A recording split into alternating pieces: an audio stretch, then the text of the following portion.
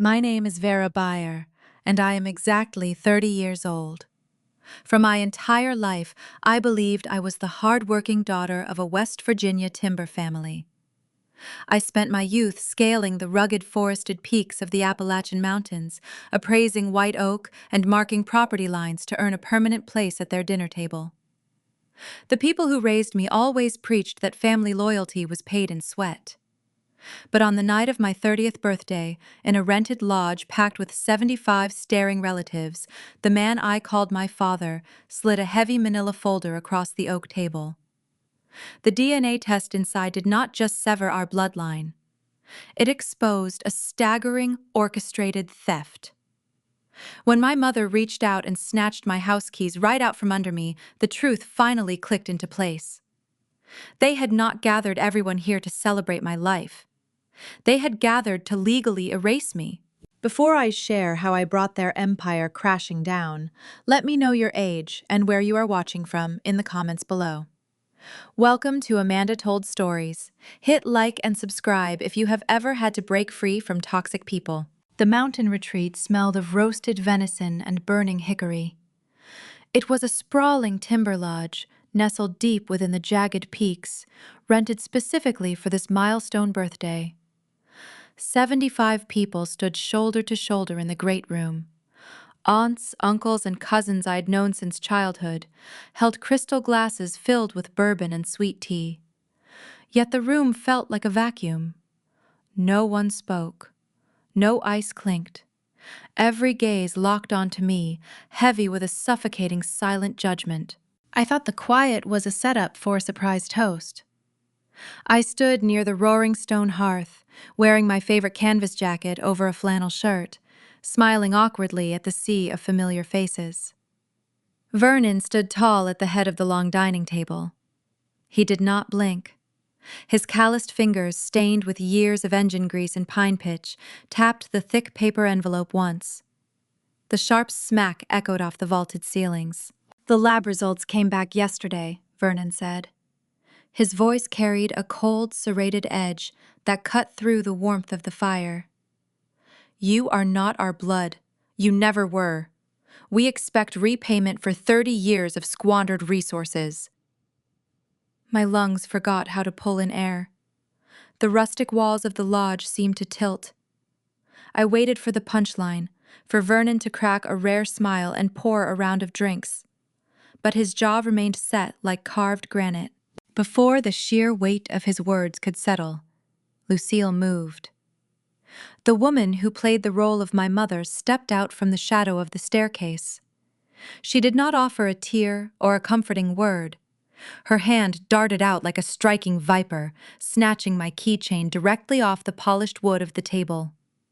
The metallic clatter of brass and steel vanished into her designer purse. "You will not be needing the truck," Lucille stated. Her chin tilted upward, her eyes narrowing into cold slits. "Or the house on Ridge Creek. We need to recoup our losses." The sudden seizure of my property struck a dissonant chord in my brain. My mind raced backward, forcing a rapid, agonizing realization. 2 weeks ago, Vernon had invited me into his home office under the guise of annual tax preparations. The room had smelled of his signature pipe tobacco and old paper. He handed me a thick stack of documents, with sticky notes pointing to the signature lines. He called them routine liability renewals for my heavy timber appraisal equipment.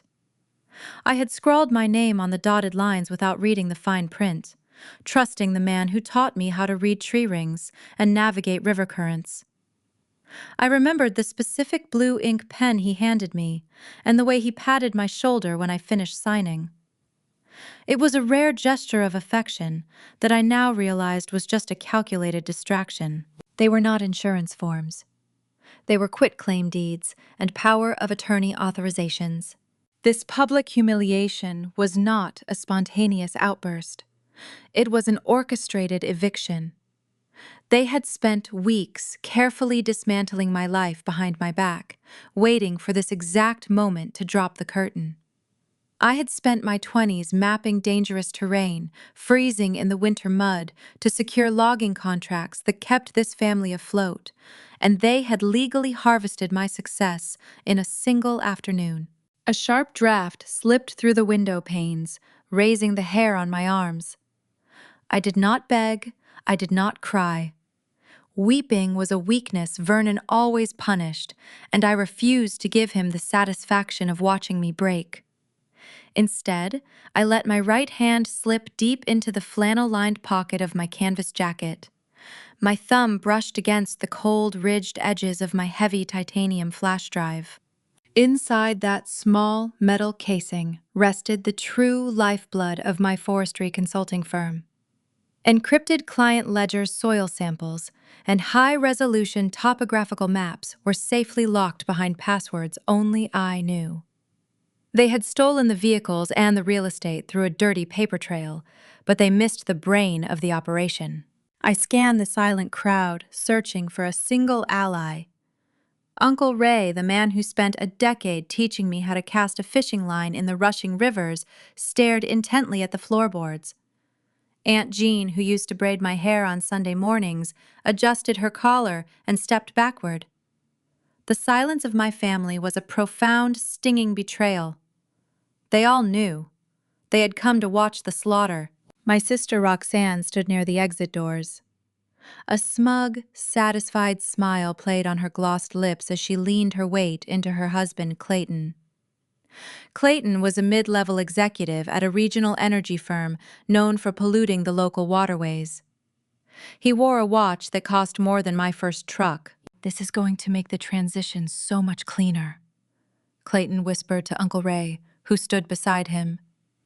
His voice carried just enough for me to catch the words. "Wait until the cash injection hits the corporate accounts on Friday. We are clear." Roxanne squeezed his arm, her eyes dancing with greed. She looked at me as if I were a piece of trash left on the carpet. I tightened my grip on the titanium drive in my pocket. The edges bit into my palm, grounding me in the present moment. But beyond my sister's gloating expression standing near the flickering shadows of the coat check was a stranger. He wore a sharp, charcoal-tailored suit that looked entirely out of place among the local denim and scuffed leather boots. He did not sneer, and he did not participate in the hushed gossip rippling through the back rows. His dark eyes studied the unfolding scene with clinical precision. He watched Vernon's posturing, Lucille's swift theft, and my silent restraint. He took mental inventory of every player in the room. He was analyzing the board. "Get your things and get out," Vernon commanded, breaking the tension. His heavy hand pointed toward the heavy oak doors at the front of the lodge. "You do not belong here. You never did." The words felt like a physical blow to my ribs. 30 years of shared meals, scraped knees, and grueling work in the logging yards were erased with a single wave of his hand. I looked at the manila folder sitting on the table, the supposed DNA results, mocking me from inside the thin paper sleeve.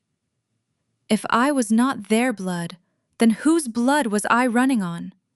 And why did they wait 3 decades to throw me into the cold? I turned my back on the people who raised me. The heavy silence followed me as I walked toward the exit, my boots echoing against the hardwood floor. I reached out and wrapped my hand around the frozen brass doorknob. The stranger in the charcoal suit shifted slightly in the shadows, his gaze tracking my every step. The game had just begun, and I was stepping right into the freezing mountain night to play it. The distance from the dining table to the heavy oak exit felt like a long, grueling march across a frozen lake. Every step I took amplified the quiet in the lodge. 75 people, my supposed flesh and blood, stood frozen like statues carved from local limestone. Nobody moved to intervene. Nobody voiced a single objection. Vernon ruled our extended family with a titanium grip, controlling the logging leases, the machinery loans, and the seasonal payrolls. To defend the outcast was to invite financial ruin upon themselves. I looked at my cousins, the same boys I had pulled out of rising river currents during summer fishing trips. They studied their expensive leather boots, refusing to meet my gaze. The silence was not just cowardice, it was complicity. I spent my entire youth navigating the steep, treacherous ridges of the West Virginia backwoods to secure the timber contracts that kept this family solvent. While my sister was sent to out-of-state private schools, I was knee-deep in winter mud, learning to appraise raw white oak and negotiate with hard-nosed mill operators. They took the credit, the profits, and the prestige, leaving me the calluses. Now realizing my labor was simply a farm they harvested, the betrayal burned hot in my chest. The familial loyalty they always preached was nothing more than a leash designed to keep me producing for their benefit. Roxanne positioned herself purposefully near the coat check, blocking my direct path to the front door. She wore a pristine cashmere sweater, her manicured hands resting lightly on the arm of her husband. Clayton stood tall, projecting the unearned confidence of a man born on third base. He was a regional director for an energy extraction firm, notorious for polluting the local creeks and cutting corners on environmental regulations. His tailored suit clashed entirely with the rustic hunting decor of the lodge. He did not even bother lowering his voice as he spoke to Uncle Ray, who hovered anxiously beside him. The transition clears. On Friday morning, Ray Clayton said, swirling the amber liquid in his crystal glass, "A substantial cash injection is hitting the corporate accounts by the end of the week. We are expanding the drilling operations across the southern ridge. The timing could not be more perfect for us." Uncle Ray nodded eagerly, desperate to stay in the good graces of the incoming wealth. Clayton smiled a slick, practiced grin, his eyes darting toward me to ensure I heard every single word of his boast. The timing, the sudden wealth, my swift eviction, the pieces hovered in the air, hinting at a darker current flowing beneath this dramatic birthday stunt. Clayton was eager for an influx of capital to save his failing extraction projects, and somehow, my sudden removal was the key to his impending windfall. I stopped 2 feet away from my sister. The foyer temperature had already dropped, hinting at the bitter freeze waiting beyond the wooden walls. The nearest town was 12 miles down a winding, unlit mountain highway, bordered by sheer drops and dense pine forests. I did not have my truck. Lucille had seen to that when she dropped my keys into her designer purse. "It is 9 degrees outside, Roxanne," I said, keeping my voice low and steady to hide the adrenaline spiking in my veins. "Hand me the keys to the backup generator truck. I will leave it at the county line gas station and walk the rest of the way." Roxanne let out a sharp, mocking laugh, her eyes identical in shape to mine but devoid of any actual warmth, scanned me from head to toe. She looked at my practical canvas jacket and my scuffed work boots with undisguised disdain. "You are a liability," Vera Roxanne sneered, stepping closer so only our immediate circle could hear the venom in her tone. "You are not authorized to drive company property. You are a trespasser here. You should be grateful Vernon is not having you arrested for loitering. Walk!" Before I could form a response to her sheer cruelty, a heavy hand clamped onto my left shoulder. Vernon had crossed the room with silent, predatory speed. His grip was a vice, his thick fingers digging painfully into my collarbone. "Get off my rented property," Vernon growled, his breath smelling of stale tobacco and bitter whiskey. He shoved me forward. I stumbled past Roxanne, my boots skidding on the polished hardwood floor. The heavy oak front doors loomed ahead. Vernon did not wait for me to open them.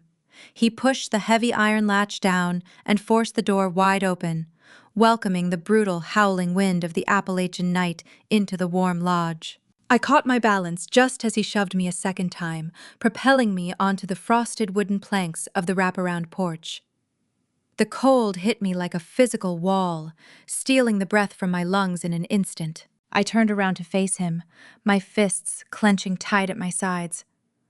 Vernon stood in the doorway, his silhouette framed by the glowing light of the hearth fire inside. He stared at me with hollow, unfeeling eyes, treating me like a stray dog he had finally managed to chase away from the porch. "Do not ever show your face near our land again," he commanded. The heavy oak doors slammed shut. The metallic clank of the deadbolt sliding into place echoed sharply over the howling wind. I stood alone on the dark porch, the temperature plummeting rapidly around me. The warmth of the lodge was locked away, replaced by the unforgiving isolation of the jagged mountain peaks. I pressed my palm against the rough grain of the wooden door, feeling the subtle vibrations of the music inside resuming. They were already celebrating my departure. The toast I thought I was getting had transformed into a toast to my erasure. My breath plumed in the freezing air, creating pale, white clouds that quickly vanished into the dark. My phone and wallet were sitting on a side table inside, useless and permanently out of reach. I reached into my pocket, running my thumb over the ridges of my titanium forestry drive. It was the only piece of my life I still possessed, a small digital anchor in a world that had just been flipped upside down. A subtle movement caught the corner of my eye. Down at the far end of the wraparound porch, near the darkened side patio doors, a shadow shifted. The man in the charcoal suit had slipped out of the lodge unnoticed. He stood perfectly still, near the edge of the timber railing, the faint moonlight catching the sharp angles of his jaw. He did not approach me. He did not offer a coat or a single word of comfort. He simply watched, his dark eyes analyzing my posture, tracking how I handled the crushing weight of betrayal and the sudden looming threat of the elements. He was measuring my resilience. The stranger lingered for only a moment before turning on his heel and descending the wooden stairs toward the private parking lot, melting seamlessly into the pitch-black night. I turned my back to the locked doors. The wind whipped through the towering pines, carrying the distinct, sharp scent of impending snow. I had a 12-mile hike down a treacherous mountain road, and the people who raised me had just sent me out here to freeze. I zipped my canvas jacket up to my chin, pulled my collar tight against the biting chill, and stepped off the porch into the darkness. The asphalt of the mountain highway felt like a ribbon of black ice beneath my work boots. 12 miles of winding unlit road stretched between the lodge and the nearest county outpost. The temperature had plunged deep into the single digits, transforming the Appalachian wind into a physical weapon that lashed against my exposed neck and face. I walked near the center line, relying on the faint, silvery moonlight filtering through the dense canopy of ancient hemlocks to guide my steps. My canvas jacket offered meager protection against the biting chill, but panic was a luxury I could not afford. Survival in these rugged mountains required a steady, calculated rhythm. I forced my breathing into a measured cadence, generating internal heat, utilizing the very endurance my former family claimed to despise. For years, I had mapped these steep ridges, navigating sheer drops and treacherous ravines to appraise timber tracts. The terrain was my sanctuary. Yet tonight, the towering pines felt like prison walls. My mind churned over Lucille snatching my keys and Clayton boasting about his corporate cash injection. They needed me gone. Not tomorrow, not next week, tonight. As the numbing frost crept up my calves, a dizzying wave of exhaustion washed over me, blurring the line between the dark highway and a memory I had spent decades trying to suppress. The rhythmic crunch of my boots on the frozen shoulder faded, replaced by the sterile, unmistakable scent of medical antiseptic. I was not on the mountain anymore. I was 5 years old, trapped inside a blinding white hospital room. The harsh hum of fluorescent lights buzzed in my ears, accompanied by a sound that still chilled my blood. A woman was screaming.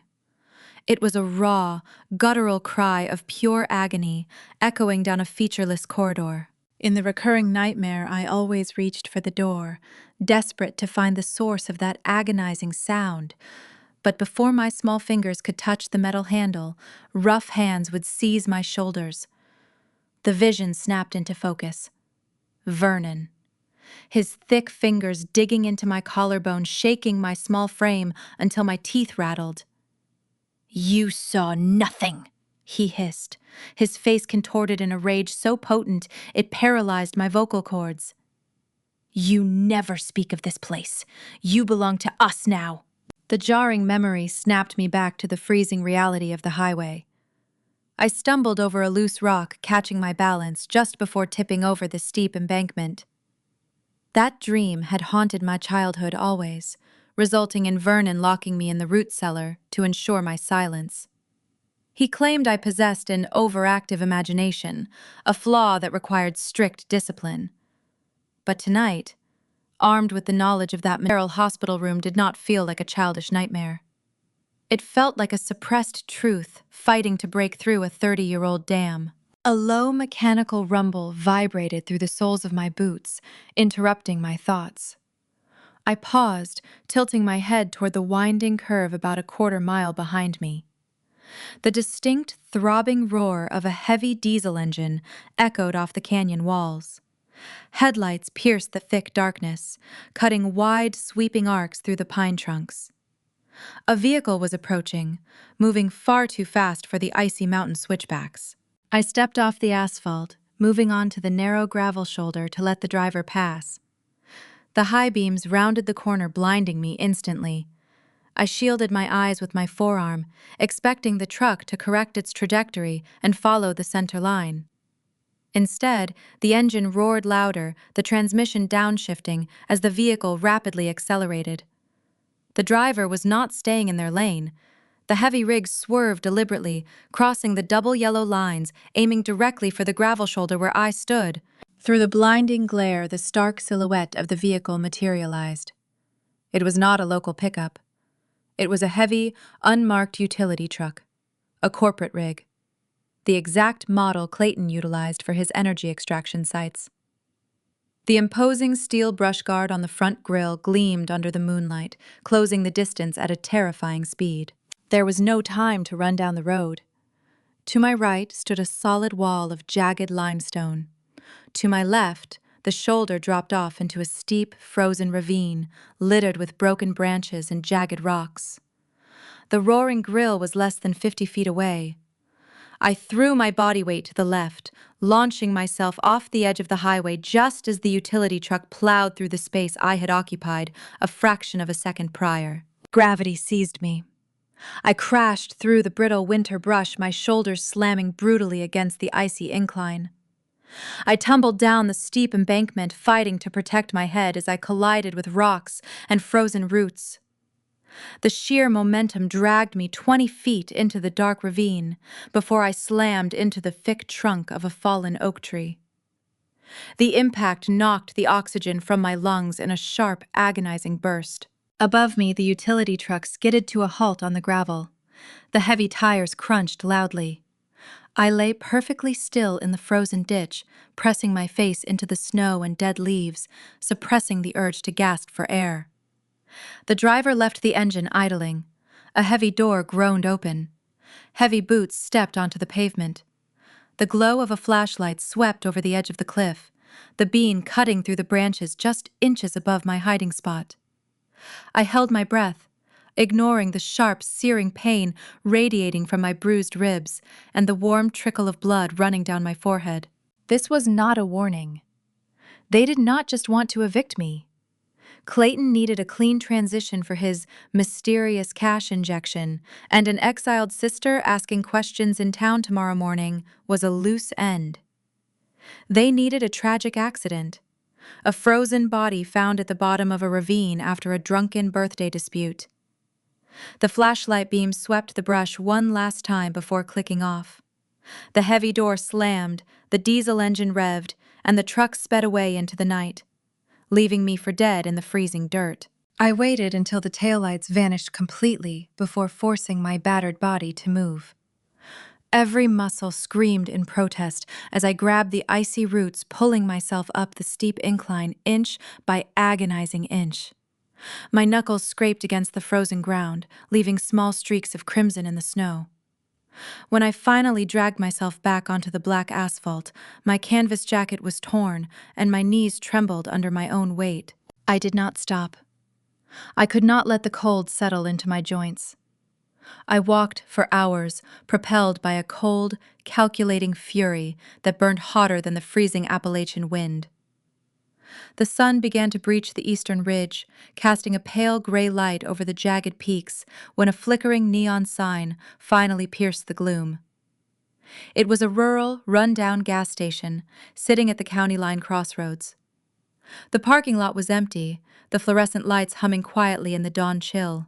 I stumbled toward the glass doors, my legs feeling like lead, my hands numb and bloodied. I had survived their assassination attempt, but without a phone, a wallet, or a vehicle, I was stranded in the middle of nowhere. Just as my boots hit the concrete walkway, the low, powerful hum of a high-end engine broke the morning silence.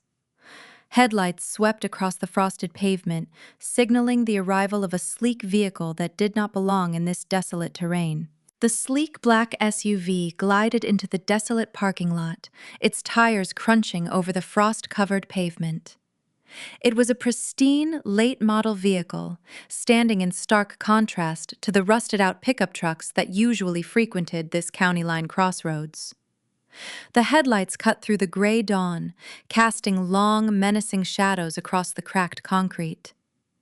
I tightened my grip on the edge of the brick siding, my muscles coiled and ready to run.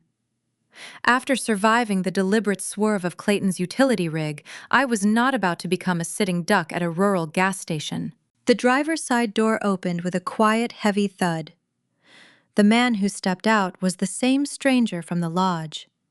He still wore the sharp, charcoal-tailored suit, impervious to the freezing Appalachian morning. His posture was relaxed but alert, carrying the quiet confidence of a man accustomed to navigating dangerous environments. In his left hand, he held the exact manila folder Vernon had slammed onto the dining table just a few hours prior. I pushed myself away from the brick wall, planting my boots firmly on the asphalt.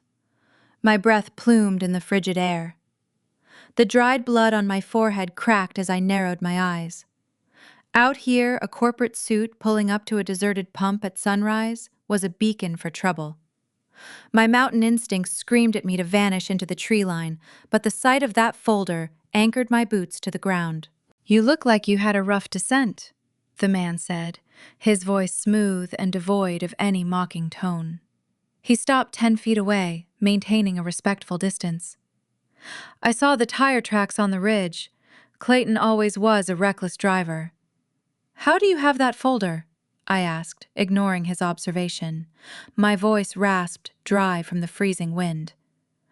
"I did not ask for your name back at the lodge, but I suggest you start talking before I disappear into those woods." He offered a subtle nod of respect, acknowledging my guarded stance. "My name is Caldwell. I am an estate investigator working directly for the Vandergrift family." The name Vandergrift carried immense weight in this region. They were one of the oldest, wealthiest landholding dynasties in West Virginia, controlling thousands of acres of prime timber and mineral rights. A local timber appraiser like me knew their boundaries by heart, though their inner circle was notoriously private. To have their lead investigator standing in front of me shifted the entire dynamic of the morning. "What does a Vandergrift investigator want with a disowned timber consultant?" I challenged, refusing to lower my guard. Caldwell took a slow step forward, holding the folder out toward me. "I attended your birthday gathering under the guise of an energy merger. Clayton has been pushing our board to lease Vandergrift land for his extraction firm. My actual assignment was surveillance. I was tasked with auditing his character and evaluating his inner circle before our principals signed any binding contracts." He paused, letting the bitter wind whip between us. "I expected to witness a standard display of rural nepotism," Caldwell continued. "What I witnessed instead was a highly coordinated psychological ambush. Vernon handing you this envelope was not a spontaneous outburst of truth. It was a calculated performance. I snatched the folder from his outstretched hand, my bruised knuckles aching as my fingers closed around the thick paper. I opened the flap and pulled out the single sheet of lab results. The stark black text claimed to verify a 0% biological match between Vernon Lucille and me. Look closely at the document, Caldwell instructed, gesturing toward the paper. You appraise complex forestry contracts for a living. Use that analytical eye. I forced my exhausted brain to focus on the printed ink. The heading displayed the logo of a prominent out-of-state genetic testing facility, but as my eyes scanned the fine print, the inconsistencies began to emerge. The patient identification numbers did not align with standard medical sequencing. The collection dates were stamped just 3 days ago, yet the processing timeline for this specific comprehensive panel typically required a minimum of 3 weeks. There was no chain of custody signature from a verified phlebotomist. "This is a forgery," I whispered, tracing a mismatched font near the bottom margin. "The serial codes are truncated." "It is a very expensive, hastily procured forgery," Caldwell confirmed. "The people who raised you wanted to sever your legal ties immediately in front of 75 witnesses. They staged a theatrical eviction to ensure you would walk away from the property and the bloodline without demanding a formal legal inquiry. If this were truly an affair exposed late in life, the reaction would involve lawyers and quiet settlements. Instead, they stole your keys and pushed you into the freezing night." Why, I asked, the single word hanging heavy in the dawn air. Why go through all this trouble to erase me? "That is exactly what we need to uncover," Caldwell said. "Clayton is desperate for capital, and Vernon acted with the frantic energy of a man running out of time.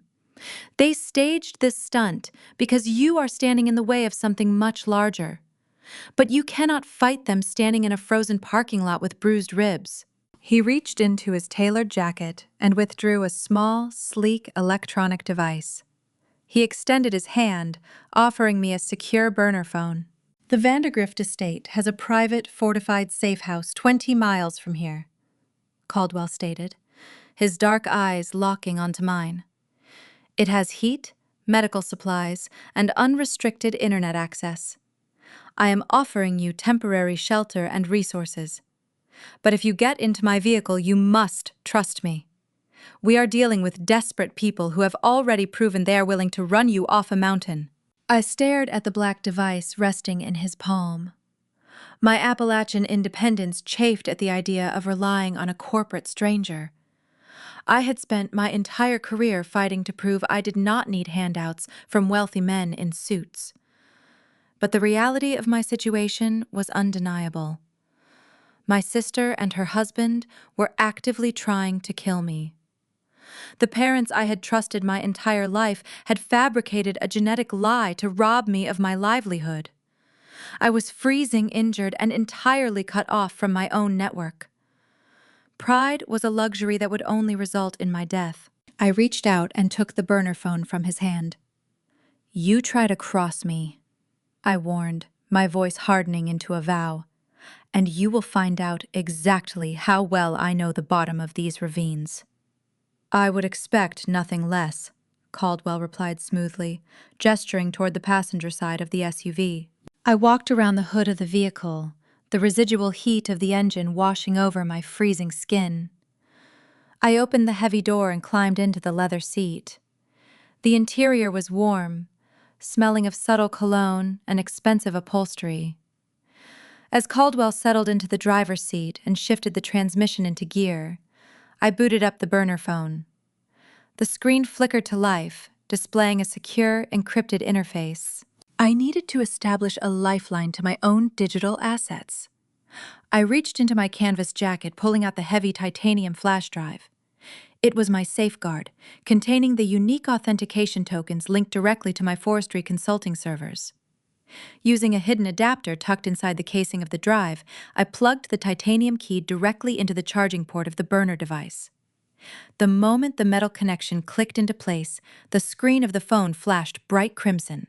A piercing, high-pitched alarm shattered the quiet warmth of the vehicle. The sound was not a standard notification. It was a critical security alert I had personally coded into the root architecture of my business network.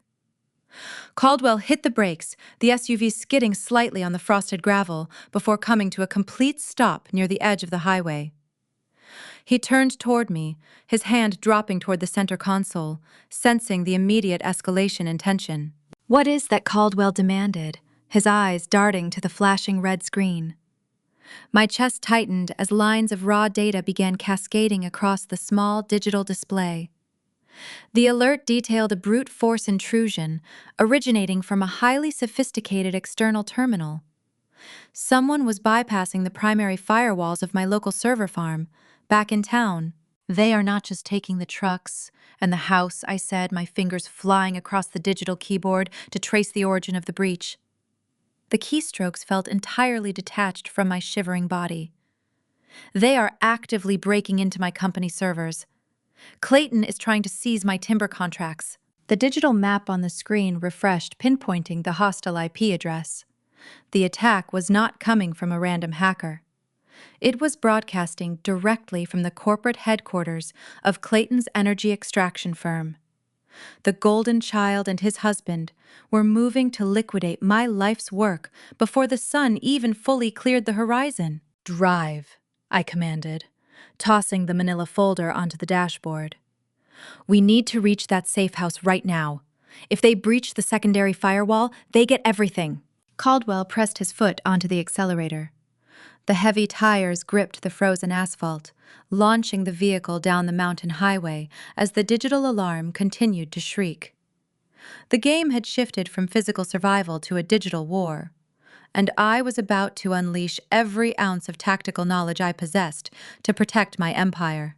The sleek vehicle descended a steep gravel driveway hidden behind a dense thicket of towering hemlocks. Caldwell steered the SUV toward a sheer rock face that appeared entirely solid until a section of the camouflage paneling slid open with a heavy mechanical groan. We drove into a subterranean concrete garage, the reinforced steel doors sealing shut behind us, cutting off the howling Appalachian wind. The sudden quiet was deafening. Caldwell led me up a short flight of metal stairs into the main operational room of the Vandergrift safe house. The space was utilitarian but state-of-the-art, smelling of ozone and fresh coffee. A bank of high-resolution monitors dominated the far wall, flanked by independent server racks humming a steady, calming rhythm. "Take the primary workstation," Caldwell offered, gesturing toward a leather ergonomic chair. "I will brew something warm. You need to stabilize your core temperature before the shock sets in." I did not have time for shock. My body ached from the brutal tumble down the icy ravine, and dried blood flaked along my temple, but my mind was operating with razor-sharp clarity. I sat down at the console, the leather cool against my bruised shoulders. I pulled the titanium flash drive from my pocket and slotted it into the secure terminal port. The screens flared to life, casting a pale blue glow over my dirty hands.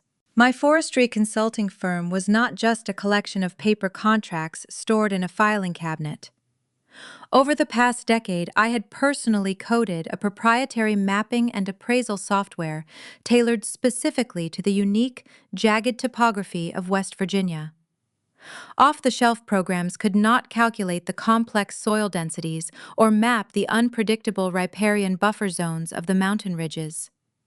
Because I built the architecture from the ground up, I knew every single line of code. More importantly, I knew the hidden digital backdoor I had programmed into the root directory for emergency maintenance. I launched the encrypted interface, my fingers flying across the mechanical keyboard. A command prompt flickered, asking for the master override credential.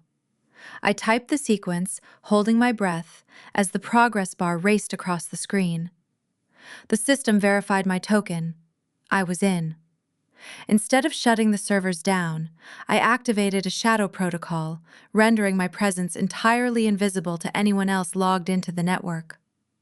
I split the monitors, opening a live monitoring dashboard. Someone was already inside the administrative hub. The user profile displayed the name of Clayton's energy extraction firm. Using the forged quitclaim deed and the fraudulent power of attorney Vernon had tricked me into signing, Clayton had convinced the corporate hosting provider to reset the primary passwords. He believed he had successfully locked me out of my own life's work. I watched the digital cursor drag across the screen in real time. Clayton was moving with clumsy, frantic haste. He navigated straight toward the most lucrative section of my database, targeting the long-term white oak and hickory harvesting leases I had spent years negotiating with local landowners. His objective was crystal clear. He was executing a hostile takeover, attempting to absorb my high-yield timber contracts directly into his failing corporate holding accounts. Once the assets were merged, he could liquidate the timber rights for immediate cash. A familiar Appalachian stubbornness flared in my chest. My family had treated me like a pack mule for 30 years, and now the golden child and her husband were trying to steal the harvest. "He is initiating a bulk transfer," Caldwell noted, stepping up behind my chair and placing a steaming mug of black coffee beside my keyboard. "If those files migrate to his domain, the legal battle to reclaim them will take years. Should we sever the connection?" "No," I replied, keeping my eyes locked on the cascading code. "If I pull the plug, he will just hire a forensic tech team to break the encryption offline. I need to make the data inherently worthless to him." I cracked my bruised knuckles and opened a secondary command window. My deep knowledge of local forestry regulations was about to become my greatest weapon. Clayton was a corporate suit who viewed land merely as numbers on a balance sheet.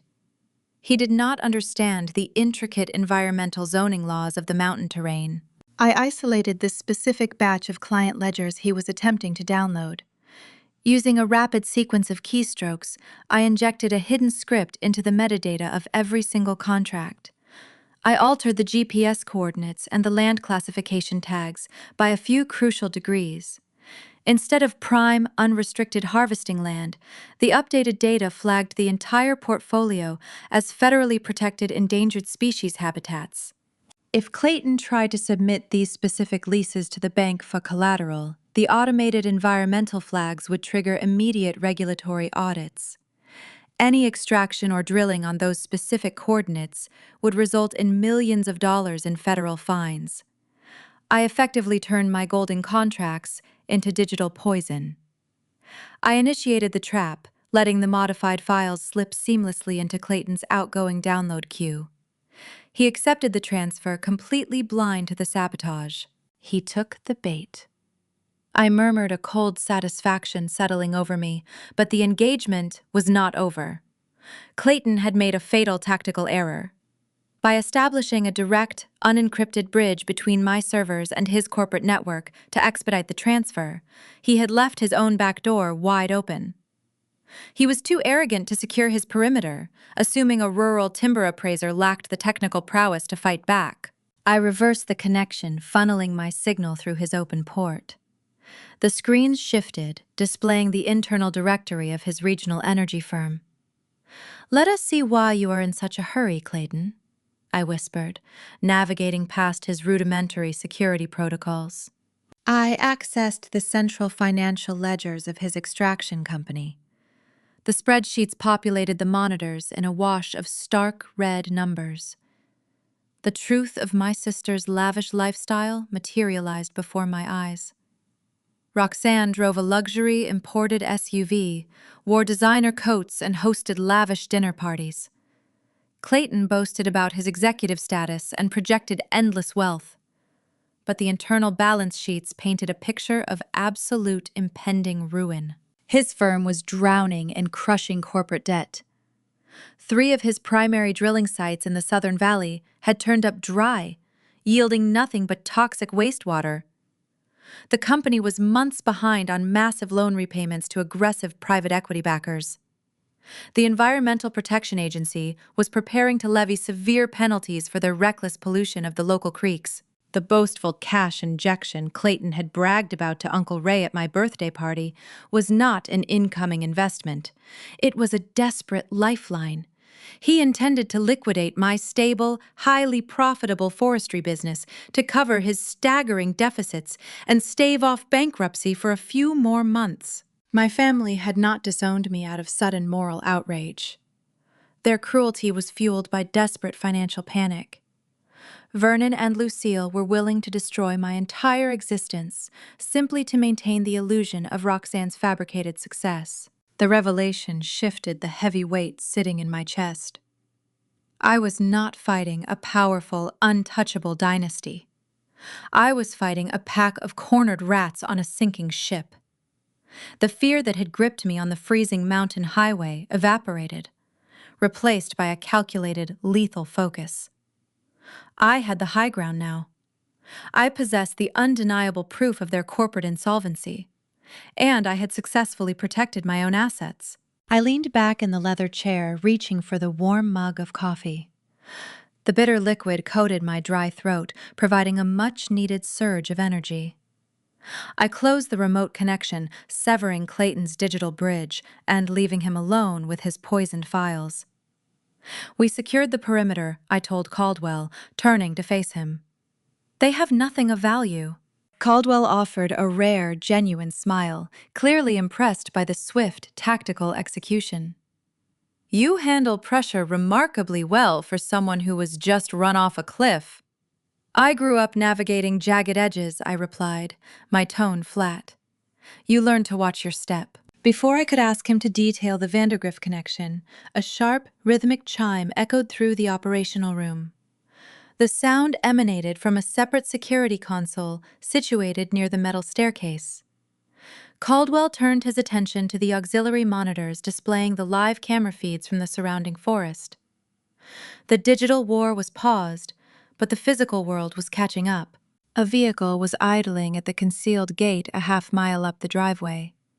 It was not a corporate utility truck this time. The high-definition camera zoomed in on a modest, nondescript sedan.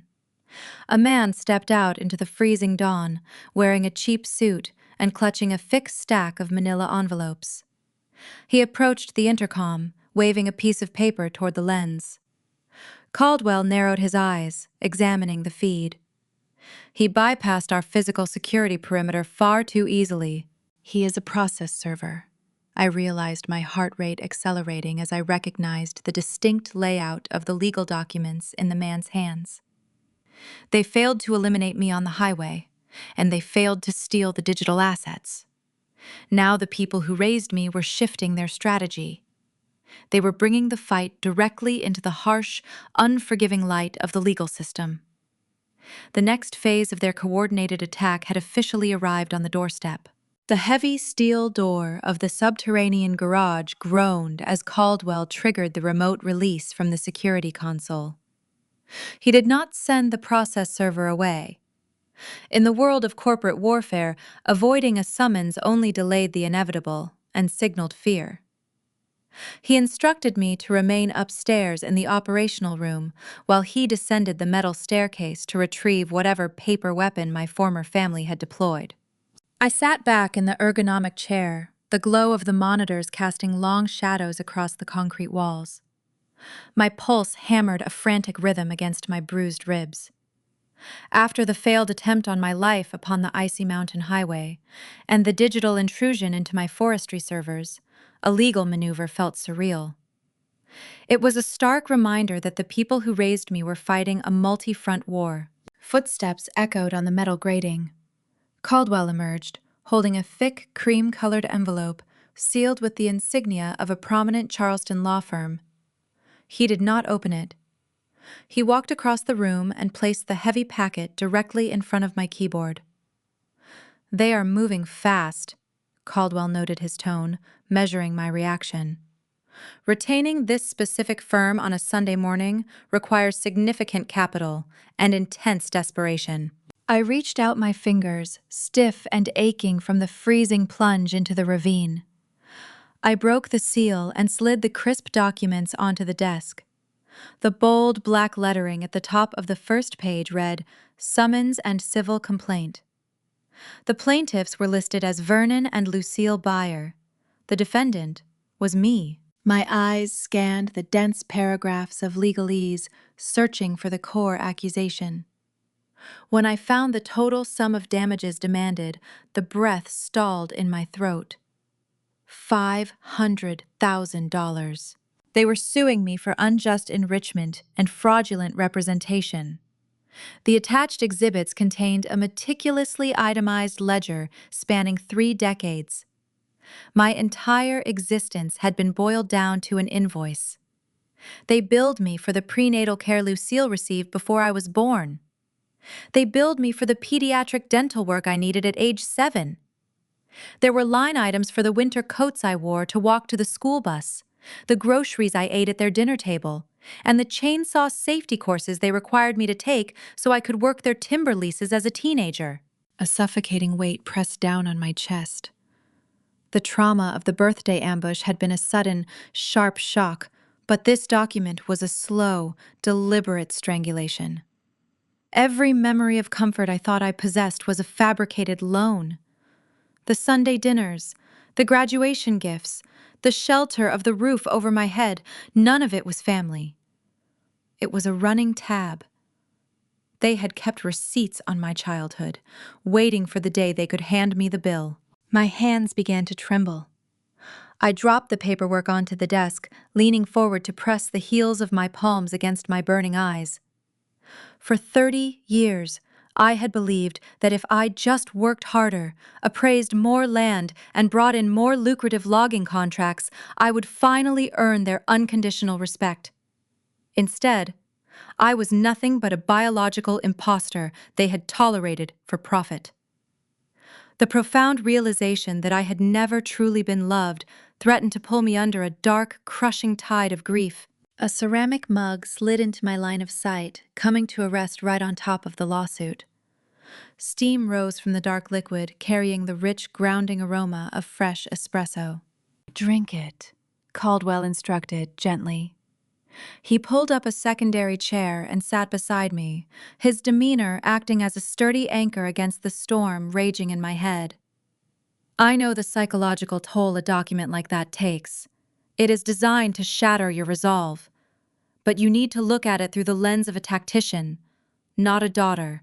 I lowered my hands, blinking away the stinging moisture in my eyes. I wrapped my fingers around the warm ceramic, letting the heat seep into my bruised skin. "I am a forestry consultant," I rasped, my voice thick with unshed emotion. "I know how to navigate zoning laws and timber yields. I do not have $500,000 in liquid cash to fight a high-powered Charleston law firm."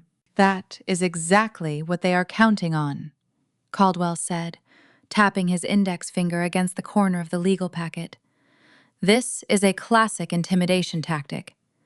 Read the specific charges again. Fraudulent representation. They are claiming you knowingly deceived them regarding your genetic lineage." I scoffed, a bitter, hollow sound escaping my lips. "I was an infant when they brought me home. How could a baby commit fraud?" "They know the premise is absurd," Caldwell explained, leaning forward, his dark eyes sharp and focused. "This lawsuit is entirely frivolous. Any competent judge would toss it out of court the moment it reached a preliminary hearing. The goal is not to win a judgment. The goal is misdirection." He reached over and flipped to the 3rd page of the complaint. "This is a smokescreen. They want you panicked.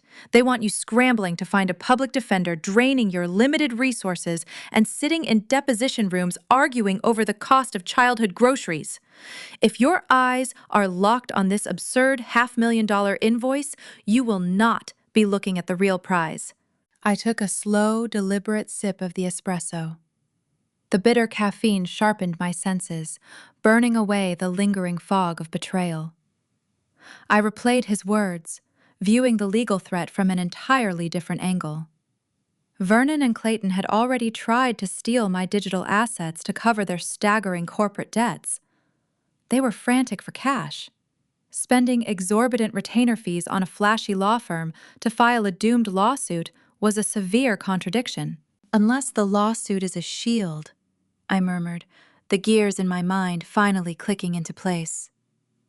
They are trying to keep me busy while they finalize the actual theft. Clayton boasted about a massive cash injection clearing by Friday. They are moving something huge, and they need me tied up in legal red tape until the transfer is permanent. Caldwell offered a grim nod. Precisely.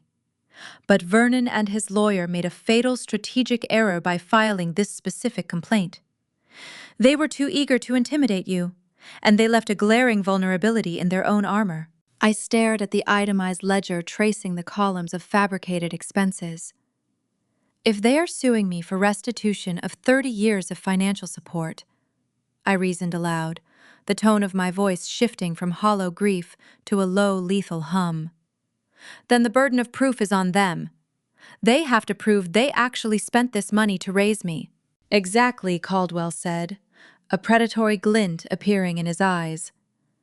To substantiate these damages in a civil court, their legal team must provide comprehensive financial disclosure. The realization hit me like a jolt of electricity. The grief and trauma that had paralyzed me moments ago vanished, replaced by a cold, calculating wrath. Vernon and Lucille had inadvertently handed me the very weapon I needed to tear their secrets apart. If they want to charge me for my existence, I said, setting the coffee mug down with a definitive thud, then I have the legal right to demand the receipts.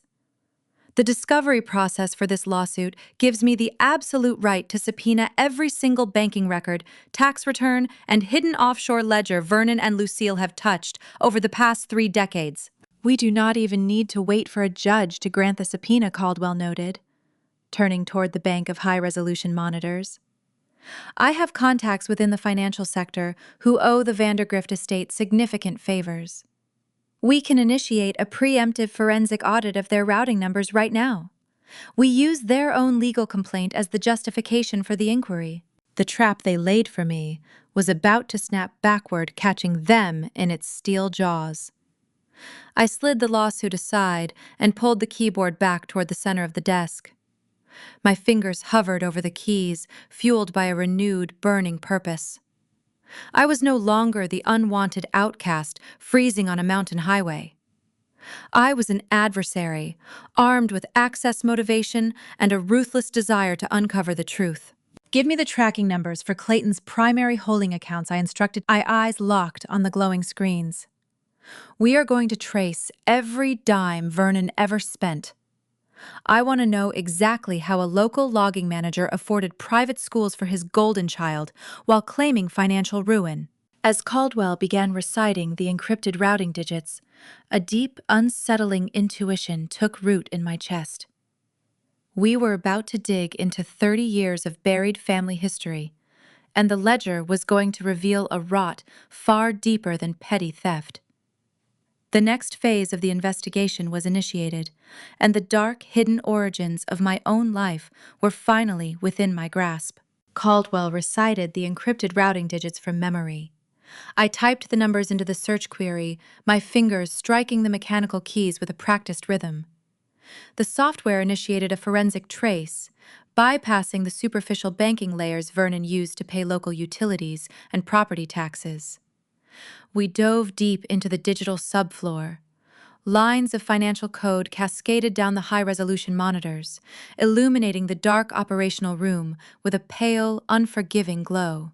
I cross-referenced the specific account numbers listed on Vernon's frivolous invoice with the corporate holdings linked to Clayton. My forestry mapping software was originally designed to track complex root systems and underground aquifers across vast mountain ranges. Adapting the code to trace hidden financial streams proved surprisingly seamless. The screen flashed green as the search parameters aligned. The results did not display a single checking account belonging to a humble logging manager. The monitor revealed a sprawling network of dummy corporations. For decades, Vernon maintained the meticulous facade of a hard-working Appalachian man, barely scraping by on seasonal timber wages. He complained endlessly about the rising cost of diesel fuel and forced me to wear second-hand winter coats. He portrayed our family as survivors fighting against economic hardship. The digital ledger told a radically different story. Dozens of shell companies registered in Delaware and the Cayman Islands sat under his direct administrative control. Funds flowed through the network in a highly synchronized pattern. Money entered a primary holding account, washed through fake equipment purchases for Clayton's energy firm, and emerged pristine on the other side. Clayton billed the shell companies for drilling surveys that never happened, converting illicit funds into legitimate corporate revenue. The man who raised me was not a struggling laborer. He was operating a sophisticated money laundering syndicate. I pulled up the disbursement history, filtering the outgoing transfers by date. I placed the financial timeline side by side with my own memory of our family history. 4 years ago, Roxanne threw a lavish wedding that rivaled high society galas, complete with imported orchids and a custom designer gown. Vernon claimed he took out a second mortgage on the lodge to afford the venue, playing the role of the devoted, sacrificing father. The ledger showed a pristine wire transfer of $200,000, clearing 3 days before the ceremony, originating from a Cayman Island shell company. 2 years ago, Roxanne and Clayton purchased a sprawling estate in an exclusive gated community. The down payment was funded by another illicit wire from Vernon. Last Christmas, a luxury imported SUV appeared in their driveway. Another hidden transaction matched the exact sticker price of the vehicle, down to the final cent. A bitter taste flooded my mouth. The golden child never earned a single dime. Her pristine, elevated lifestyle was subsidized entirely by this hidden operation. While I was freezing in the mud, appraising steep timber tracks to keep the legitimate front business afloat, Roxanne was thriving on an endless stream of laundered cash. Vernon charged me an invoice for my childhood groceries while secretly showering my sister with unearned riches. The injustice burned hot in my chest, but I pushed the emotion aside. I needed to find the source. Where was this endless river of wealth originating? Vernon did not possess the intellect to generate this kind of capital alone. I traced the initial deposits backward, peeling away the layers of corporate obfuscation. The money did not come from drug cartels or illegal logging operations.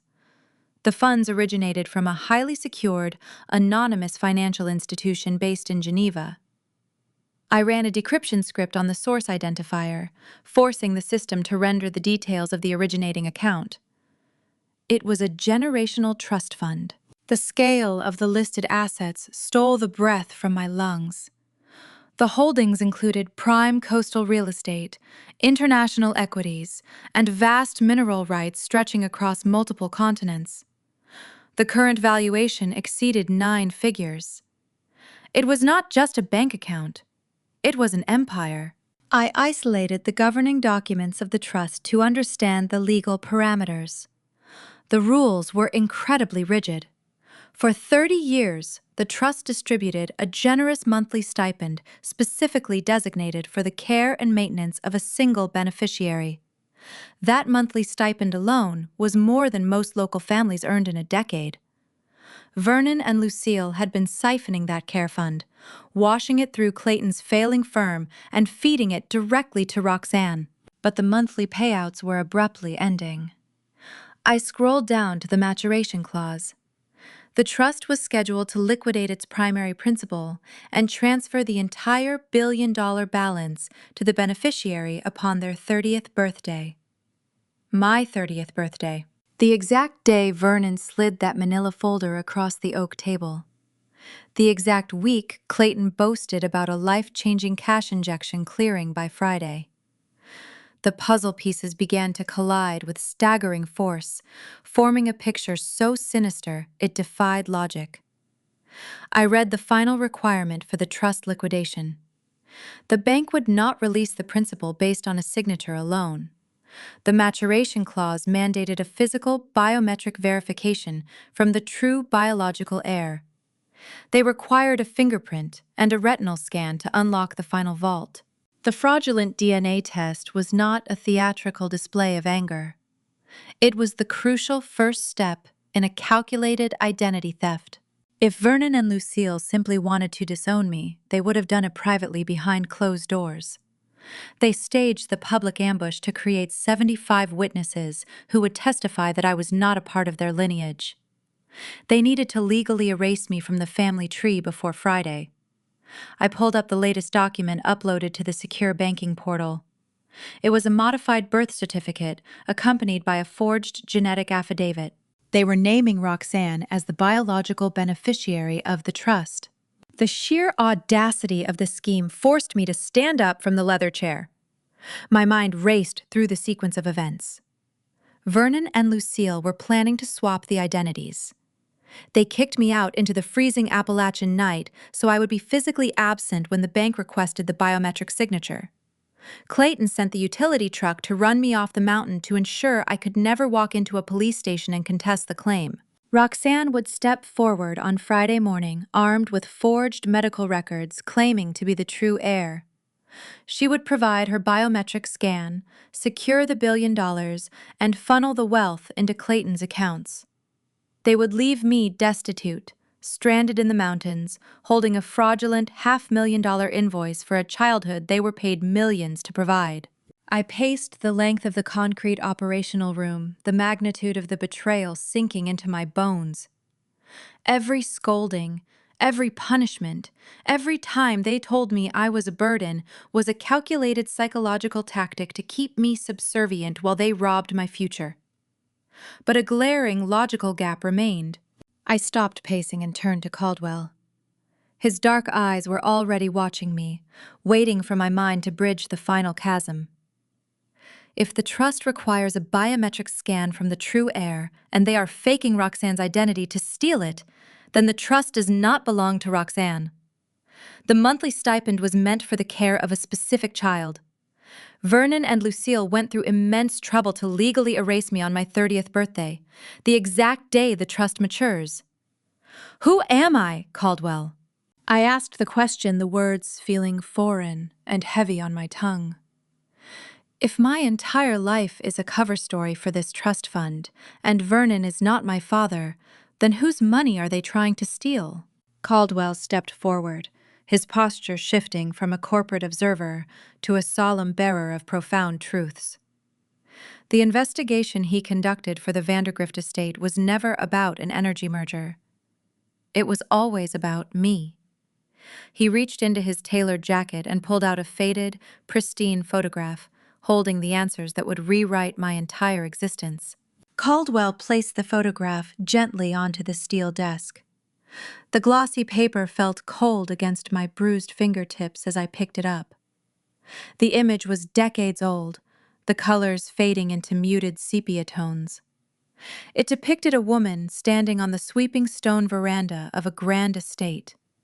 She possessed high cheekbones, a strong jawline, and dark hair pulled back against the mountain breeze. But it was her eyes that made my breath stall. They were the exact same piercing shade as mine. "You are looking at Vivian Vandergrift Caldwell," said quietly. She was the wife of the primary timber baron in this region. 30 years ago, she gave birth to a daughter in a private Charleston hospital. 2 days later, during a shift change, the infant vanished from the maternity ward. The words hung in the quiet operational room, competing with the steady hum of the server racks. I stared at the woman in the photograph. The resemblance was undeniable. I was not looking at a stranger. I was looking at my own reflection cast backward through time. The investigation spanned years. Caldwell continued stepping closer to the monitors. The local authorities searched every ravine and riverbed in West Virginia. The family offered unprecedented rewards, but the trail went cold almost immediately because the perpetrators did not fit the standard profile of kidnappers seeking a quick ransom. I traced the edge of the photograph with my thumb. Vernon and Lucille. I murmured the reality of my captors taking a new, sinister shape in my mind. They were heavily in debt at the time, Caldwell explained. Vernon was an independent logger, facing foreclosure on his cabin and repossession of his equipment. He was approached by a rogue executive within the Vandergrift Holding Company. This executive needed the infant removed to trigger a line of succession dispute regarding the primary estate. However, the child had to remain alive to activate the secondary care fund established by the patriarch. The pieces of the puzzle interlocked with chilling precision. The executive established the trust protocol, siphoning a portion of the vast wealth for himself while funneling the mandated monthly care stipend directly to Vernon. My supposed parents were paid mercenaries. They took a stolen child, hid her deep in the isolated Appalachian ridges, and turned her existence into a steady revenue stream. The haunting, recurring nightmare that had plagued my youth suddenly snapped into vivid clarity. The sterile scent of medical antiseptic, the blinding fluorescent lights buzzing overhead, the raw, guttural cry of pure agony echoing down a featureless corridor. That was not a childish bad dream. It was a suppressed memory. The screaming woman was Vivian Vandergrift, waking up to find an empty crib. Vernon, shaking me awake in the middle of the night, his thick fingers digging into my shoulders, was never about enforcing discipline. He was terrified. He was silencing a witness to his own monstrous crime. He locked me in the root cellar to ensure the fragmented memories my developing brain retained would remain buried forever. A profound shift occurred deep within my chest. For 30 years, I carried the heavy burden of believing I was a constant disappointment. I worked grueling hours in the freezing mud, appraising white oak and marking dangerous property lines, desperate to earn the approval of a family that treated me like a stray dog. They constantly told me how much I cost them. They made me feel like an unwanted charity case. "They did not hate you," Caldwell noted, his tone devoid of pity, replacing it with a solemn respect. "You were simply a crop they were cultivating. You were the most valuable asset they ever possessed." The grief that had threatened to drown me just an hour ago evaporated. It burned away, leaving behind a cold, pristine clarity. I was not a burden. I was a stolen billionaire. The very timber leases Vernon forced me to negotiate, the vast tracts of land Clayton sought to exploit, they all belonged to my biological lineage. The people who raised me had kept me captive to farm my inheritance. I set the photograph down next to the frivolous $500,000 lawsuit. The contrast between the two documents was striking. One represented a fabricated invoice for a life of abuse. The other represented an empire waiting to be claimed. The Vandergrift board hired me to locate the missing heir before the trust maturation date Caldwell stated. When Clayton approached our firm regarding the energy merger, my background checks flagged the hidden offshore accounts routing money to his address. I followed the digital trail to Vernon, and then I found you. The board wants you to come home. They are prepared to send a private security detail and a team of lawyers to escort you to the Charleston estate today. I picked up my cold mug of espresso and took a slow sip. The bitter caffeine sharpened the edges of my resolve. Returning to the estate and hiding behind a wall of corporate lawyers would guarantee my safety. The legal team could easily present my genetic markers to the bank, secure the trust, and have Vernon arrested quietly. It was the logical, safe path. But my upbringing in these rugged mountains had forged a different kind of spirit. You do not survive the Appalachian ridges by running away from predators. You survive by setting a trap and watching them fall into it. I am not leaving, yet I told Caldwell, placing the mug firmly onto the steel desk. He raised an eyebrow, a flicker of genuine surprise crossing his stoic features. "You are the target of a highly coordinated conspiracy. Clayton already tried to end your life on the highway this morning. Remaining exposed is a significant tactical risk." "I am not exposed," I countered, turning back to the high-resolution monitors, displaying my forestry software. "I have the digital high ground. If I walk away now, Vernon and Lucille will hire defense attorneys, They will tie up the courts with jurisdictional delays. Clayton will declare bankruptcy and shield his assets behind corporate loopholes. Roxanne will play the victim and claim she knew nothing about the kidnapping. They will find a way to slither out of the consequences. "What is your objective?" Caldwell asked, recognizing the shift in my posture. "I do not just want my forestry trucks back," I stated, my voice ringing with a newfound, unyielding authority. "I do not just want to reclaim my birthright. I am going to level their entire world. I want to incinerate the fraudulent empire they built on my stolen life, and I want them to watch it burn." Caldwell studied my face for a long moment. He saw the rugged resilience of a timber appraiser merging flawlessly with the formidable legacy of a Vandergrift. He offered a slow, deliberate nod. "I am here to facilitate your return," Caldwell said. "How we achieve that is your call. Tell me what you need." Before I could outline the next phase of my strategy, the burner phone resting on the console chirped. It was a sharp, persistent notification tone. My titanium flash drive, still plugged into the auxiliary port, had intercepted a new wave of incoming data. I tapped the screen, opening the encrypted email client linked to my consulting business. The inbox was flooding with messages. I opened the first dispatch. It was from a grizzled mill operator in the neighboring county, a man I had worked with for 8 years. The subject line read, "Contract Termination." I opened the second message. It was from the Regional Timber Syndicate. They were suspending my appraisal license pending an ethics review. I scrolled through the rapidly updating feed. Dozens of my most loyal logging clients were severing their ties simultaneously. The timing was too precise to be a coincidence. "They know you survived the mountain," Caldwell deduced, reading the termination notices over my shoulder. "And they realized the hostile digital takeover failed." "This is Roxanne," I noted, pulling up a secondary feed monitoring local industry forums. The screen populated with newly published articles and social media posts targeted specifically at the West Virginia forestry community. The Golden Child and her husband were shifting the battlefield. They were launching a vicious, coordinated smear campaign. The posts claimed I had suffered a severe mental breakdown at my birthday gathering.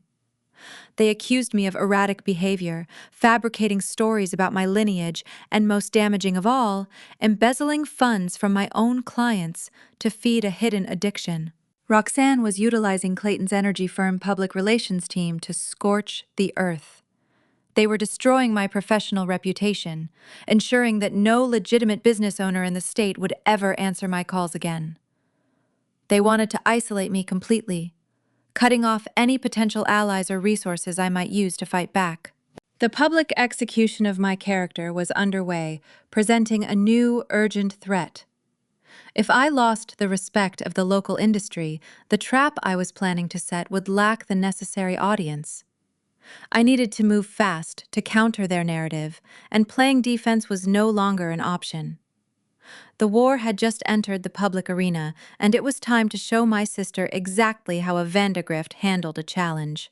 The barrage of contract cancellations continued to flood my burner device. Roxanne was thorough. My sister knew exactly which logging syndicates held my most lucrative contracts, and she weaponized Clayton's public relations team to sever those ties in a matter of hours. The digital smear campaign painted a portrait of a deranged, unstable contractor who stole from her own clients to fund hidden vices. For a forestry appraiser in West Virginia, reputation is currency. A single rumor of theft is usually enough to end a career. Roxanne wanted me starved, isolated, and unable to mount a legal defense. I closed the email client. The blue light of the monitor reflected in the dark glass of the operational room. Caldwell stood nearby, watching the onslaught. "They are trying to box you in," Caldwell noted, his tone analytical. "If you lose the trust of the local syndicates, presenting your case in court becomes infinitely harder. Character assassination is a standard corporate tactic when dealing with a whistleblower." "I am not a whistleblower," I corrected, pushing the leather chair back from the console. And I am not going to court to beg a judge for my life back. The legal system moves too slowly. By the time a magistrate grants a hearing, Roxanne will have presented her forged biometric scan to the Geneva bank. I stood up, rolling my shoulders to ease the stiffness lingering from my fall into the icy ravine. The physical pain was a dull throb, a steady reminder of the stakes. I needed to move. Hiding in a secure subterranean bunker while my sister destroyed my name felt too much like the decades I spent cowering in Vernon's root cellar. "Where are you going?" Caldwell asked, noting my shift in posture. "I am going to pay a visit to a friend," I said, grabbing my canvas jacket from the back of the chair. Roxanne thinks she can control the narrative because she possesses a megaphone, but she does not understand the Appalachian timber community. We do not trust press releases drafted in glossy, high-rise offices. We trust the people standing in the mud with us. Caldwell tossed me a set of keys. They caught the harsh overhead light before landing securely in my palm. The fob belonged to a rugged, unmarked four-wheel-drive truck parked in the secondary garage bay. "Keep the burner phone on your person," Caldwell instructed. "I will monitor the communication frequencies. If Clayton sends another utility rig to intercept you, I will know before they reach your radius." I nodded, stepping out of the operational room and descending the metal staircase. The heavy steel door rolled upward, granting me access to the freezing morning air. The sun was fully cresting the jagged ridges, illuminating the frost-covered pines. I climbed into the truck, the engine roaring to life with a comforting, guttural rumble. My destination was a sprawling lumber mill located 20 miles north, nestled deep in a steep valley. The facility belonged to Silas Boone. Silas was a grizzled third-generation timber baron who processed more white oak than anyone else in the tri-state area. He was also my most loyal client. We had spent countless hours walking property lines in the freezing rain, calculating board feet, and debating environmental zoning regulations. He respected calluses and hard work. If Roxanne wanted to burn my reputation, she had to convince Silas first. The drive through the winding mountain roads was tense. My eyes darted to the rearview mirror at every sharp curve, anticipating the sudden glare of hostile headlights. But the journey remained clear. I pulled the unmarked truck into the muddy, sprawling lot of the Boone lumber mill. The air here was thick with the scent of fresh sawdust and hot machinery oil. The deafening screech of industrial circular saws cutting through thick trunks drowned out the winter wind. I found Silas standing near the loading docks. He wore a frayed canvas coat and a battered hard hat, clutching a clipboard covered in grease stains. His gray beard was dusted with wood shavings. When he saw me approach, his weathered face tightened into a hard, unreadable mask. "You have a lot of nerve showing your face here today," Vera Silas shouted over the roar of the machinery. "I received a very interesting phone call from a regional energy executive this morning. Clayton warned me you were having a severe mental breakdown. He claimed you forged appraisal documents to pocket the margins on the Southern Ridge leases." I did not flinch or offer a defensive apology. I closed the distance between us, pulling a rugged, weatherproof tablet from my jacket pocket.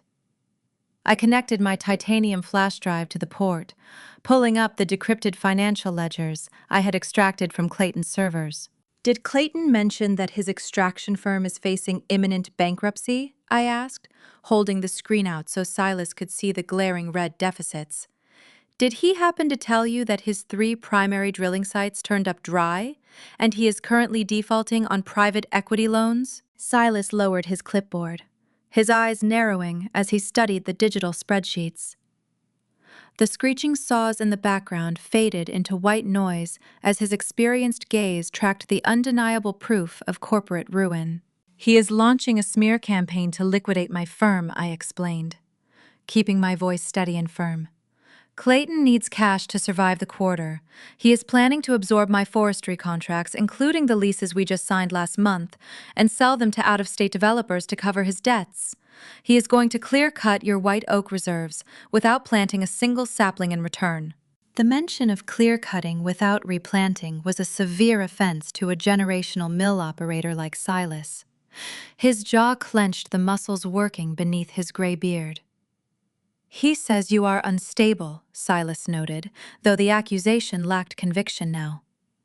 "He says you were disowned by your own family last night."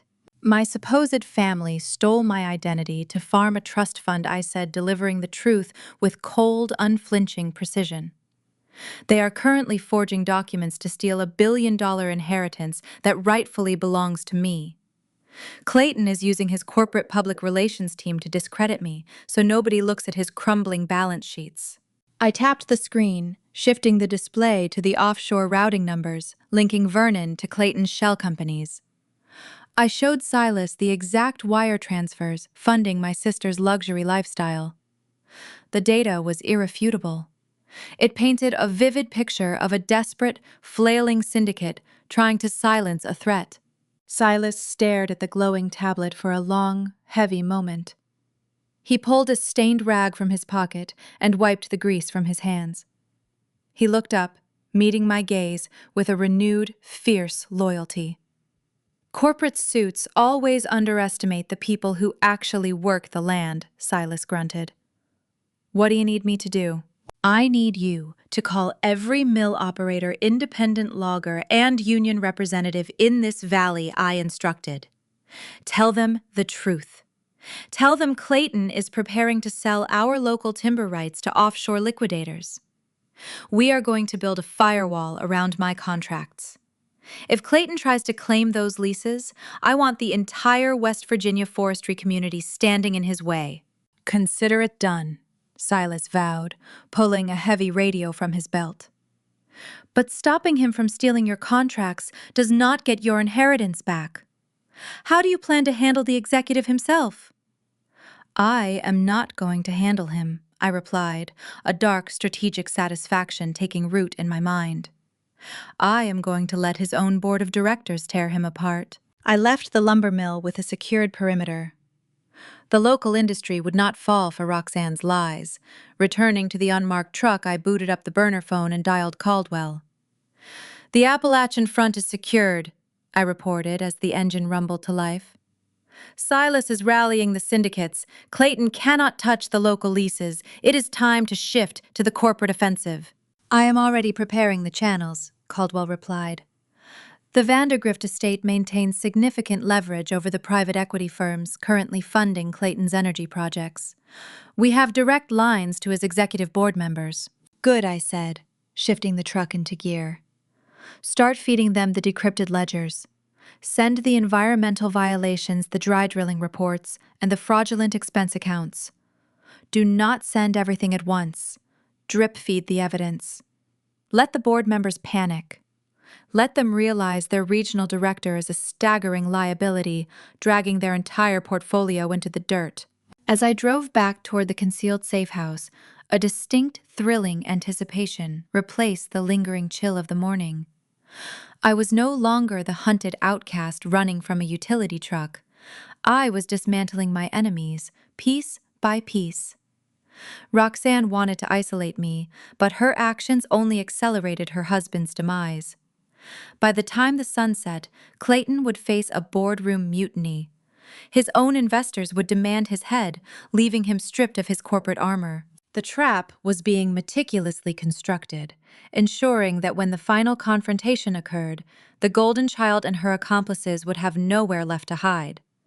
But setting the stage required one final, perilous step into the digital void. Clayton's outsourced technology team was still active, and they were bound to discover the hidden backdoor I had utilized to secure the financial ledgers. The clock was ticking, and a desperate scramble was imminent. I needed to return to the console before they realized the extent of their exposure. The heavy steel doors of the subterranean garage sealed shut behind the unmarked truck, cutting off the sharp bite of the mountain wind.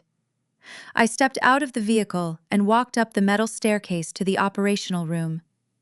The quiet hum of the server racks offered a stark contrast to the deafening circular saws at the lumber mill. I had secured the loyalty of the Appalachian timber community, but the war was far from over. My sister and her husband were not going to surrender simply because a few local loggers refused to return their phone calls. They were wealthy, desperate, and armed with a public relations machine that thrived on destroying reputations. Caldwell stood by the central console, his arms crossed over his tailored suit. He stared at a secondary monitor displaying a live feed from a regional news broadcast. Roxanne did not waste any time. Caldwell said, his tone devoid of surprise. She escalated the narrative. I walked over to the screen. My sister filled the frame, standing on the pristine front porch of her gated community estate. She wore a modest, earth-toned sweater, her hair pulled back to project a somber, concerned image. A local reporter held a microphone toward her, nodding sympathetically as Roxanne performed a masterclass in manipulation. "We are just terrified for her safety," Roxanne told the camera, her voice trembling with manufactured grief. "Vera suffered a severe psychological break at her birthday dinner. She became erratic and fled into the woods. We recently discovered she has been mismanaging client funds to support some very dark hidden habits. My husband and I are offering a reward for any information leading to her safe return, so we can get her the psychiatric help she desperately needs." I stared at the broadcast, my jaw tight. The strategy was brilliant in its cruelty. By framing my disappearance as a mental health crisis, Roxanne effectively neutralized anything I might say to the authorities. If I walked into a police station and reported a 30-year kidnapping conspiracy, the desk sergeant would point to this very broadcast and call for a psychiatric hold. She was building a societal cage around me, ensuring that my truth would be dismissed as the rambling delusions of a broken woman. "The local sheriff dispatched deputies to your primary residence an hour ago," Caldwell noted, pulling up a police scanner frequency on a separate monitor. "They are conducting a welfare check. Roxanne filed a formal missing persons report, classifying you as a danger to yourself. You cannot step out of the shadows right now. If a deputy spots you, they will detain you under a medical mandate." "They want me isolated," I replied, tearing my eyes away from Roxanne's fake tears. "They want me trapped in a defensive posture, fighting to prove my own sanity while they quietly finalize the biometric transfer in Geneva. We are not playing their game. Turn the broadcast off." The monitor went black, severing my sister's performance. I dropped into the leather ergonomic chair and pulled the keyboard toward me. "Silas and the local mill operators are holding the line. On the ground, I stated, opening the decrypted files I had extracted from Clayton's servers. But Clayton is still sitting in an executive chair wielding corporate authority. We need to strip him of his armor before he figures out another way to liquidate those assets. Bring up the board of directors for his energy firm." Caldwell leaned over the console, pulling up the corporate registry for the extraction company. The screen populated with high-resolution headshots and dense biographical profiles. These were the men and women who funded Clayton's destructive drilling projects. They were ruthless private equity managers and seasoned energy tycoons who cared only about quarterly profit margins. Clayton was not a self-made executive. He was a middle management climber who married into what he thought was a lucrative logging family. He used Vernon's laundered money to buy his initial shares, projecting an image of stable rural wealth to impress these very board members. His entire corporate identity was built on the illusion of solvency. "Find the lead investor," I instructed, scanning the faces, "the one who holds the largest voting block." Caldwell tapped the screen, highlighting a stern-looking man with silver hair and a sharp, unyielding gaze. "His name is Donovan. He operates a private equity firm out of Chicago. He personally underwrote the loans for Clayton's expansion into the Southern Valley. Donovan has a reputation for cutting his losses the exact second a liability threatens his bottom line." "Perfect," I murmured. "Let us introduce Donovan to his newest liability." I did not bother drafting a polite email. Corporate gatekeepers would flag and delete a message from a disgraced forestry consultant before it ever reached Donovan's desk. Instead, I utilized a secure protocol to bypass the external servers of his Chicago firm, embedding an encrypted hyperlink directly into his private executive calendar. When his assistant stepped away for lunch, a high-priority meeting notification flashed across Donovan's personal screen. I set the parameters to open a secure, untraceable video link the moment he clicked the notification. The camera on my monitor activated, capturing my face in the stark light of the underground bunker. A few seconds later, the connection initialized. Donovan appeared on the screen, sitting in a sprawling glass office overlooking the Chicago skyline. He frowned, leaning toward his webcam, clearly annoyed by the unscheduled intrusion. "Who are you, and how did you bypass my internal firewall?" Donovan demanded, his voice a low, threatening rumble. "My name is Vera Byer," I said, keeping my posture rigid and my tone entirely devoid of intimidation. "I am the forestry appraiser your regional director Clayton is currently trying to absorb to save your sinking investments. I suggest you listen to me very carefully before you lose another $50 million in the West Virginia valleys." Donovan reached for his desk phone, likely preparing to call his security team. I pressed a single key on my console, sending the first batch of decrypted files directly to his terminal. "Check your screen, Donovan," I instructed. He paused, his eyes darting to a secondary monitor on his desk. The deep frown lines around his mouth deepened as he scanned the documents. I had sent him the authentic environmental surveys for the Southern Valley drilling sites, the exact reports Clayton had intentionally suppressed. "Clayton told your board those sites were prime for extraction," I continued, my voice steady and surgical. "He lied.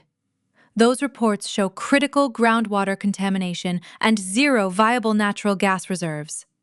He has been pumping toxic wastewater into protected creeks to fake production numbers.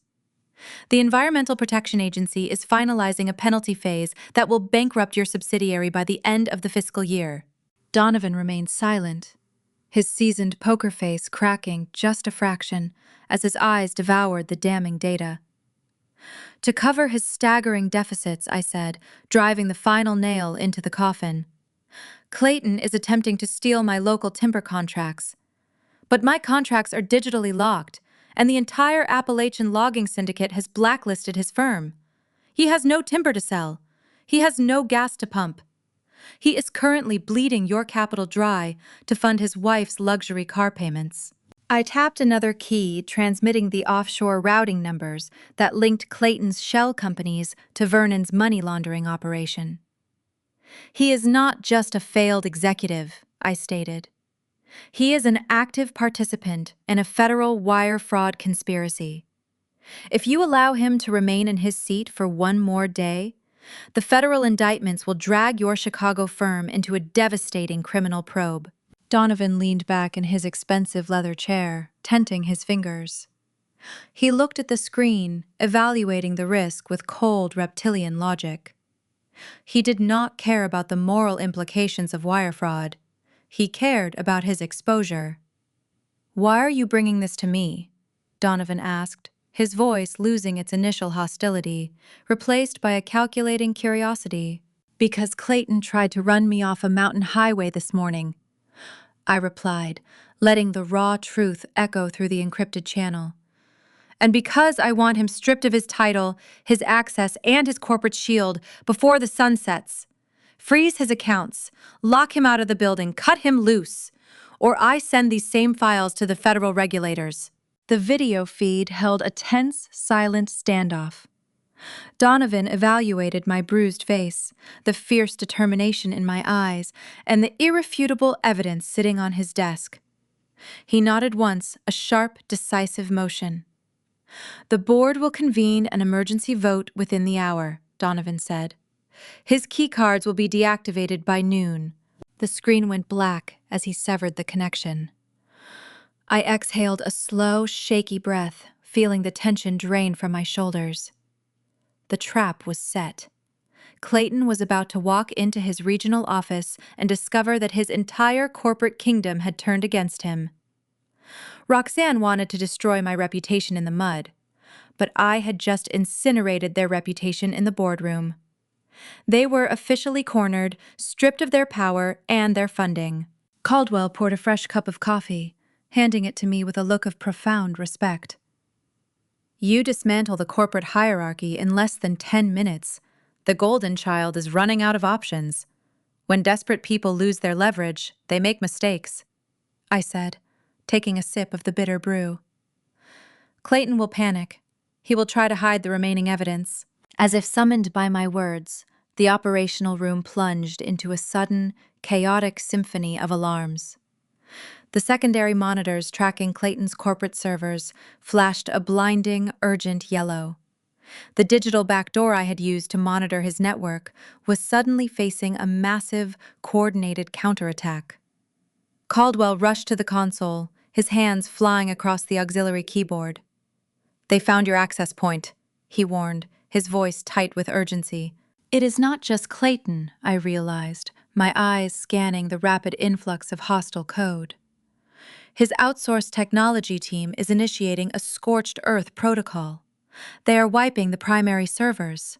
The realization hit me with the force of a physical blow. Clayton knew the board was turning on him. He knew the offshore routing numbers linking his firm to Vernon's trust theft were sitting on his hard drives.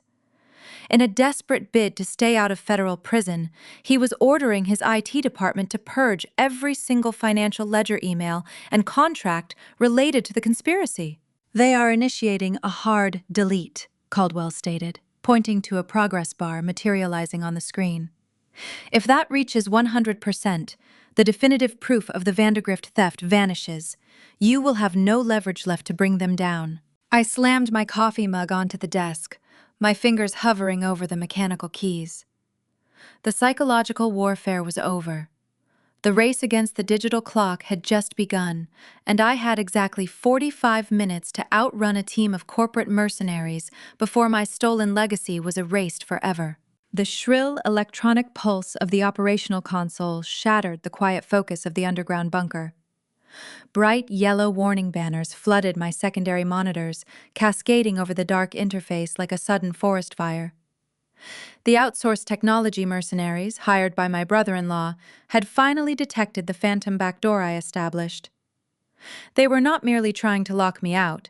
They were initiating a scorched earth protocol across the entire corporate infrastructure. A stark red progress bar materialized in the center of the main display. It read, "Server purge initiated." The estimated time to total data eradication was exactly 45 minutes. "They're burning the house down to hide the bodies," Caldwell stated. His voice a low, steady anchor amidst the sudden digital chaos. "If that progress bar reaches the end, the offshore routing numbers vanish. The proof, linking your former family to the stolen Vandergrift trust, turns into unrecoverable static." I did not waste oxygen on a reply. Sweat stung the corner of my eye, but I ignored the impulse to wipe it away. My knuckles turned pale against the mechanical keyboard as my fingers flew across the keys. Hacking into a fortified network was not like picking a standard padlock. It required the same methodical, grueling endurance as felling a centuries-old oak. You had to find the structural weakness, drive the wedge deep into the grain, and strike until the timber splintered.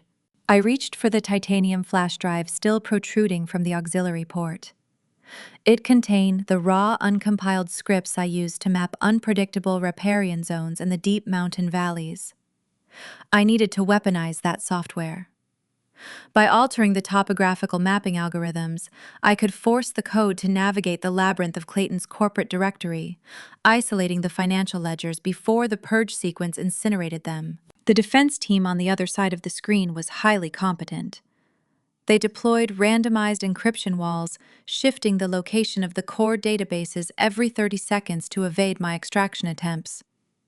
Every time I secured a pathway to the Cayman Islands Shell Company files, their countermeasures severed the bridge, forcing me to start the breach from scratch. 30 minutes, Caldwell warned, his eyes darting between my terminal and the overarching security grid.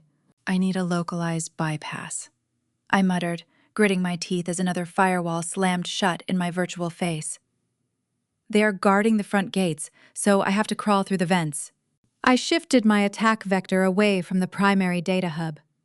Instead of targeting the financial sector directly, I routed my extraction script through the building management system of Clayton's regional headquarters.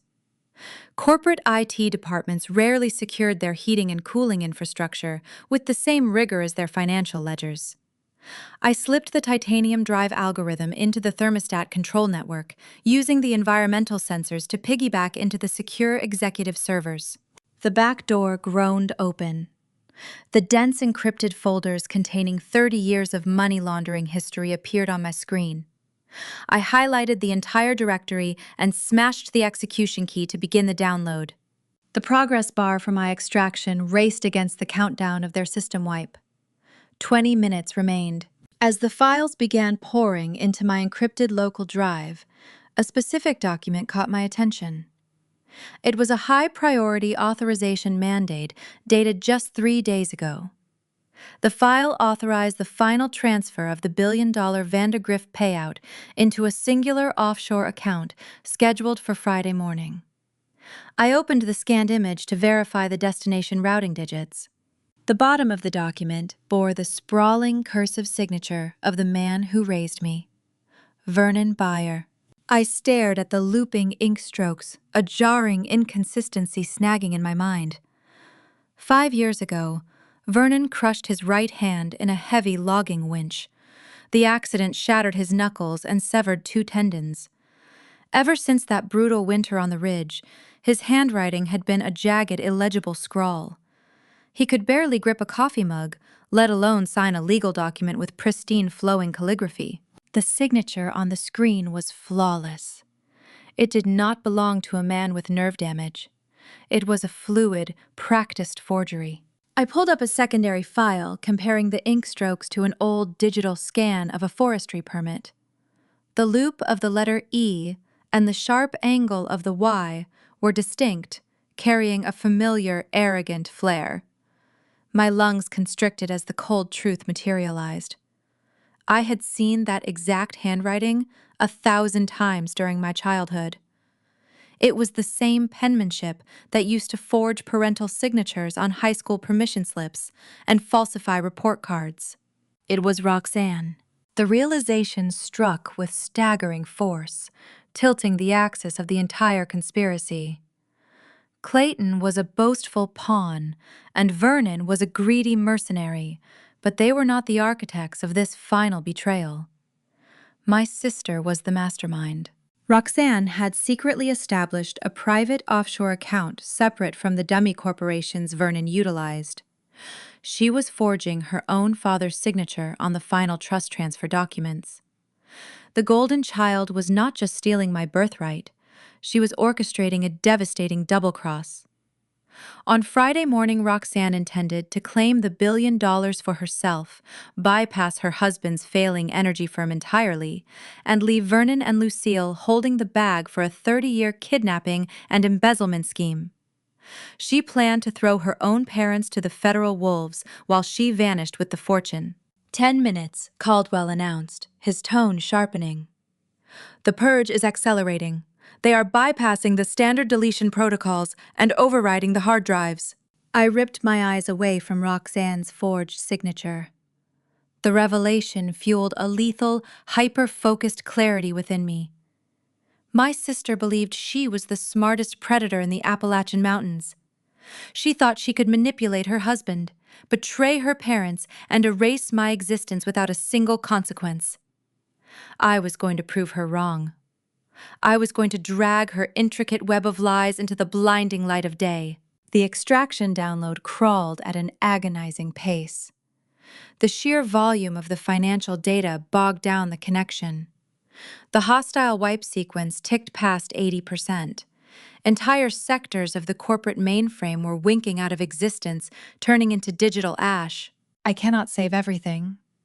I realized my fingers flying across the keys to alter the download parameters. The corporate emails and the drilling surveys are too heavy. I am stripping the extraction down to the core financial ledgers and the forged trust mandates. I severed the auxiliary files, sacrificing half the database to prioritize the undeniable proof of the theft and the forgery. The download speed spiked, racing toward completion as the hostile purge sequence breached the 90% threshold. 5 minutes, Caldwell said. The servers are overheating. They are physically melting the drives. The blue glow of the monitors flickered as the connection destabilized. The data packet stuttered. My screen flashed a series of critical errors. I held my breath, gripping the edge of the steel desk, watching the two opposing progress bars race toward the finish line. 95% purged, 96% extracted. The digital battlefield narrowed into a suffocating bottleneck.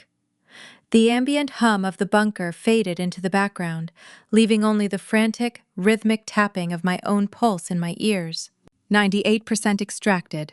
A sharp, shrill tone erupted from the console. The dual monitors flashed a blinding, sterile white, and then went entirely pitch black. The cooling fans in the server rack spun down with a dying whine. The connection to the regional energy firm was severed, permanently. The hostile IT mercenaries had successfully scorched the earth. I exhaled a ragged breath, staring at the dark glass of the dead monitors. The silence in the room felt heavy, fraught with the lingering adrenaline of the skirmish. Caldwell leaned over my shoulder, his gaze locked on the small, pulsing green light on the edge of my titanium flash drive. "Did we get it?" he asked, a rare trace of tension weaving into his words. I unplugged the titanium drive from the auxiliary port. The metal casing was uncomfortably warm against my palm. I slotted the device into an isolated, offline laptop sitting on the far end of the desk. I opened the encrypted local folder. Rows of pristine, highly detailed spreadsheets populated the screen. The offshore routing numbers, the Cayman Island Shell Company registrations, and the high-resolution scans of Roxanne's forged signatures were safely secured on my local drive. We lost the mundane corporate communications, but we secured the nuclear codes. We got 98% of the financial ledgers. I confirmed, a grim, triumphant satisfaction settling deep in my chest. We have the proof of the kidnapping. We have the evidence of the money laundering. And we have the documents proving my sister is planning to betray her own accomplices.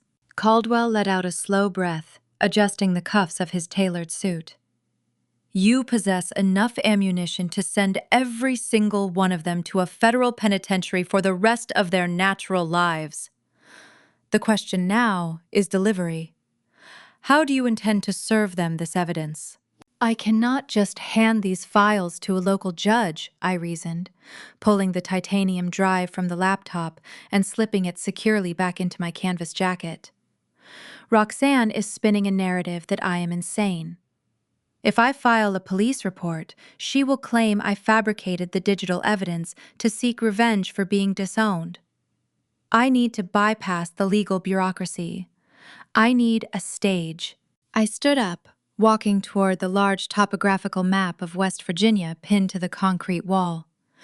I traced the winding river valleys and the jagged peaks, letting the strategy form in my mind. They staged a public ambush on my birthday because they wanted an audience to witness my downfall, I said, turning back to the estate investigator. They thrive on public perception. So we are going to use their own arrogance against them. We are going to invite them to their own execution, and we are going to make sure the most powerful people in this state are sitting in the front row. The digital war was won, but the true battlefield awaited us in the physical world. I needed to craft a bait so irresistible, so steeped in their own greed, that Roxanne Clayton and Vernon would walk willingly into the crosshairs. The time for hiding in the shadows was over. It was time to step into the harsh, unforgiving light. I turned away from the topographical map and looked back at Caldwell. He was already pulling a secure cellular device from his tailored jacket pocket. The tactical shift in the room was palpable. The frantic digital scramble to save the server data was behind us. Now we were entering the realm of high-stakes psychology. I need your corporate attorneys, I told him, keeping my voice low and measured. The specific lawyers who handle hostile acquisitions for the Vandergrift estate? I want them to draft a formal declaration of surrender. Caldwell raised an eyebrow, his thumb pausing over the keypad of his phone. A surrender document. A carefully constructed illusion, I clarified. Vernon and my sister thrive on dominance. They staged my eviction in front of 75 relatives because they crave a captive audience. If I simply vanish, they will remain on high alert. We have to make them believe their smear campaign worked. We need them to think the fraudulent $500,000 lawsuit broke my spirit. I walked back to the steel desk and picked up the thick civil complaint Vernon had served me hours earlier. I want a binding settlement agreement drawn up. In the document, I will concede the rights to my forestry consulting firm. I will sign over the mapping software, the lucrative timber leases, and the client ledgers directly to Clayton. I will also stipulate that I am forfeiting all defense against the unjust enrichment lawsuit. In exchange, they drop the missing persons report and grant me a clean break to leave the state. They will scrutinize every single line of that contract, Caldwell warned, stepping closer to review the terms I was proposing. Roxanne is a highly manipulative adversary. If the offer looks too generous, she will suspect a hidden agenda. She will not suspect a thing, I countered, dropping the lawsuit back onto the desk, because the offer plays directly into her boundless arrogance. Roxanne believes I am a terrified, rural timber appraiser running out of options. She thinks her public relations assault successfully isolated me from the industry. Giving up the company is the logical move of a desperate woman trying to escape crushing debt and a psychiatric hold. But we are inserting one non-negotiable contingency into the settlement. I leaned forward, planting my hands on the cold metal surface. The execution of the signatures must take place publicly. Tomorrow evening is the Appalachian Energy and Forestry Summit in Charleston. The entire regional industry elite will be in attendance. Clayton requires the optics of a successful acquisition to pacify his mutinous board of directors. Vernon desires the undeniable validation of his patriarchal authority. Roxanne wants to parade her defeated sister in front of local high society. We demand the signing occurs in the main ballroom, witnessed by a notary and the summit attendees. Caldwell processed the strategy. The corners of his mouth twitched upward in a grim realization of the trap. You are offering them a trophy. They will be so eager to mount it on the wall they will walk right into the crosshairs. He dialed the number. Within 10 minutes, a team of seasoned corporate litigators operating out of a high-rise in Charleston were drafting the bait. The document was a masterpiece of legal deception. It was printed on heavy, watermarked paper, wrapped in a thick leather portfolio, and dispatched via private courier directly to the gated community estate where Roxanne resided. The waiting felt heavier than the freezing mountain hike. I paced the concrete floor of the subterranean bunker, replaying the sequence of events in my mind. Offering up the consulting firm I had built from the ground up felt strange, yet I experienced no actual sense of loss. The company was merely digital ink on a page now. The real prize was exposing the rot. Clayton was currently fighting a boardroom revolt after I exposed his environmental violations to his lead investor. A public acquisition of my profitable forestry business was his only desperate lifeline to project solvency and save his executive title. Vernon needed the legal dust to settle so he could facilitate the trust payout. And Roxanne, the true architect of the impending theft, needed me officially out of the picture before Friday morning. 3 hours later, the burner phone on the console chimed. It was an encrypted message from the courier. The delivery was accepted, Caldwell read from the screen. The courier noted that Clayton signed for the package. He was reportedly pacing the driveway looking highly erratic and panicked. Roxanne reviewed the terms and immediately instructed their retained counsel to approve the venue contingency. They agreed to meet you at the summit tomorrow night. They swallowed the hook, I said, a cold satisfaction settling deep in my chest. Now we prepare the execution, Caldwell stated. He walked over to a steel storage cabinet resting against the far wall of the bunker. He unlocked the heavy doors, revealing a secure wardrobe rack. The Vandergrift board anticipated your eventual return. They wanted to ensure you possessed the appropriate armor for your reintegration into the corporate sphere.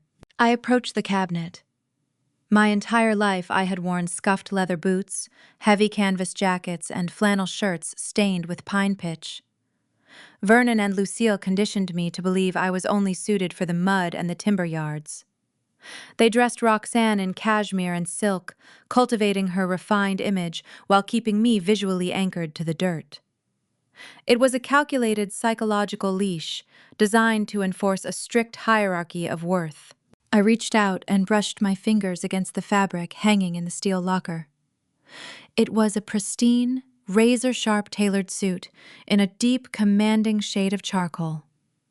The material was flawless, woven with an undeniable quality that spoke of generational wealth and unyielding authority. Beside it sat a crisp white silk blouse and a pair of polished, formidable leather heels. Shedding the canvas jacket felt like peeling away a heavy, suffocating layer of skin. I discarded the torn, bloodied clothing that marked my survival on the icy highway. I washed the dried blood from my temple in the adjacent concrete washroom, scrubbing the dirt from my bruised knuckles until my skin was raw but clean. When I stepped into the tailored trousers and buttoned the structured blazer, the physical transformation was jarring. I looked into the small mirror mounted above the sink. The rugged, subservient timber appraiser was gone. The exhausted woman who was shoved out of a hunting lodge into the freezing night no longer existed. The person staring back at me possessed a rigid, predatory posture. The sharp cut of the blazer accentuated the set of my jaw, highlighting the striking resemblance to the faded photograph of Vivian Vandergrift. I was no longer wearing a costume forced upon me by a syndicate of kidnappers. I was stepping into my true skin. I walked back into the main operational room. Caldwell looked up from the monitors. A profound, silent respect passed between us. He did not see a rescued victim. He saw the heir to a billion-dollar dynasty preparing to reclaim her throne. The Appalachian Energy and Forestry Summit was the premier event of the season, held at an opulent grand hotel in the heart of Charleston. It was a gathering of power brokers, politicians, and industry titans. By choosing this specific battlefield, I was stripping away the shadows. Vernon could not hide his crimes in the rural backwoods. Clayton could not bury his failing balance sheets behind closed doors. Roxanne could not forge signatures in the dark. We will coordinate the arrival with the federal authorities, Caldwell outlined, pulling a tactical blueprint of the hotel ballroom onto the main screen. My contacts at the Bureau are reviewing the offshore routing numbers and the forged documents we extracted from the servers. They are securing warrants for wire fraud, identity theft, and grand larceny. The agents will be staged in the service corridors out of sight. They do not move until I give the signal I instructed, tracing the layout of the grand stage on the digital map. I want Vernon, Lucille, Roxanne, and Clayton standing under the brightest lights in the room. I want them holding the settlement papers, tasting the victory they spent 30 years trying to steal. The fall needs to be devastating. I picked up my titanium flash drive, rolling the cool metal across my palm. The decrypted ledgers and the hidden offshore accounts were safely locked inside. It was the digital guillotine, and I was holding the release lever. We leave at dusk, I told the investigator. The final night in the underground bunker was restless but devoid of fear. I sat in the leather chair, watching the clock tick past midnight, mentally rehearsing the impending confrontation. My former family thought they had broken me.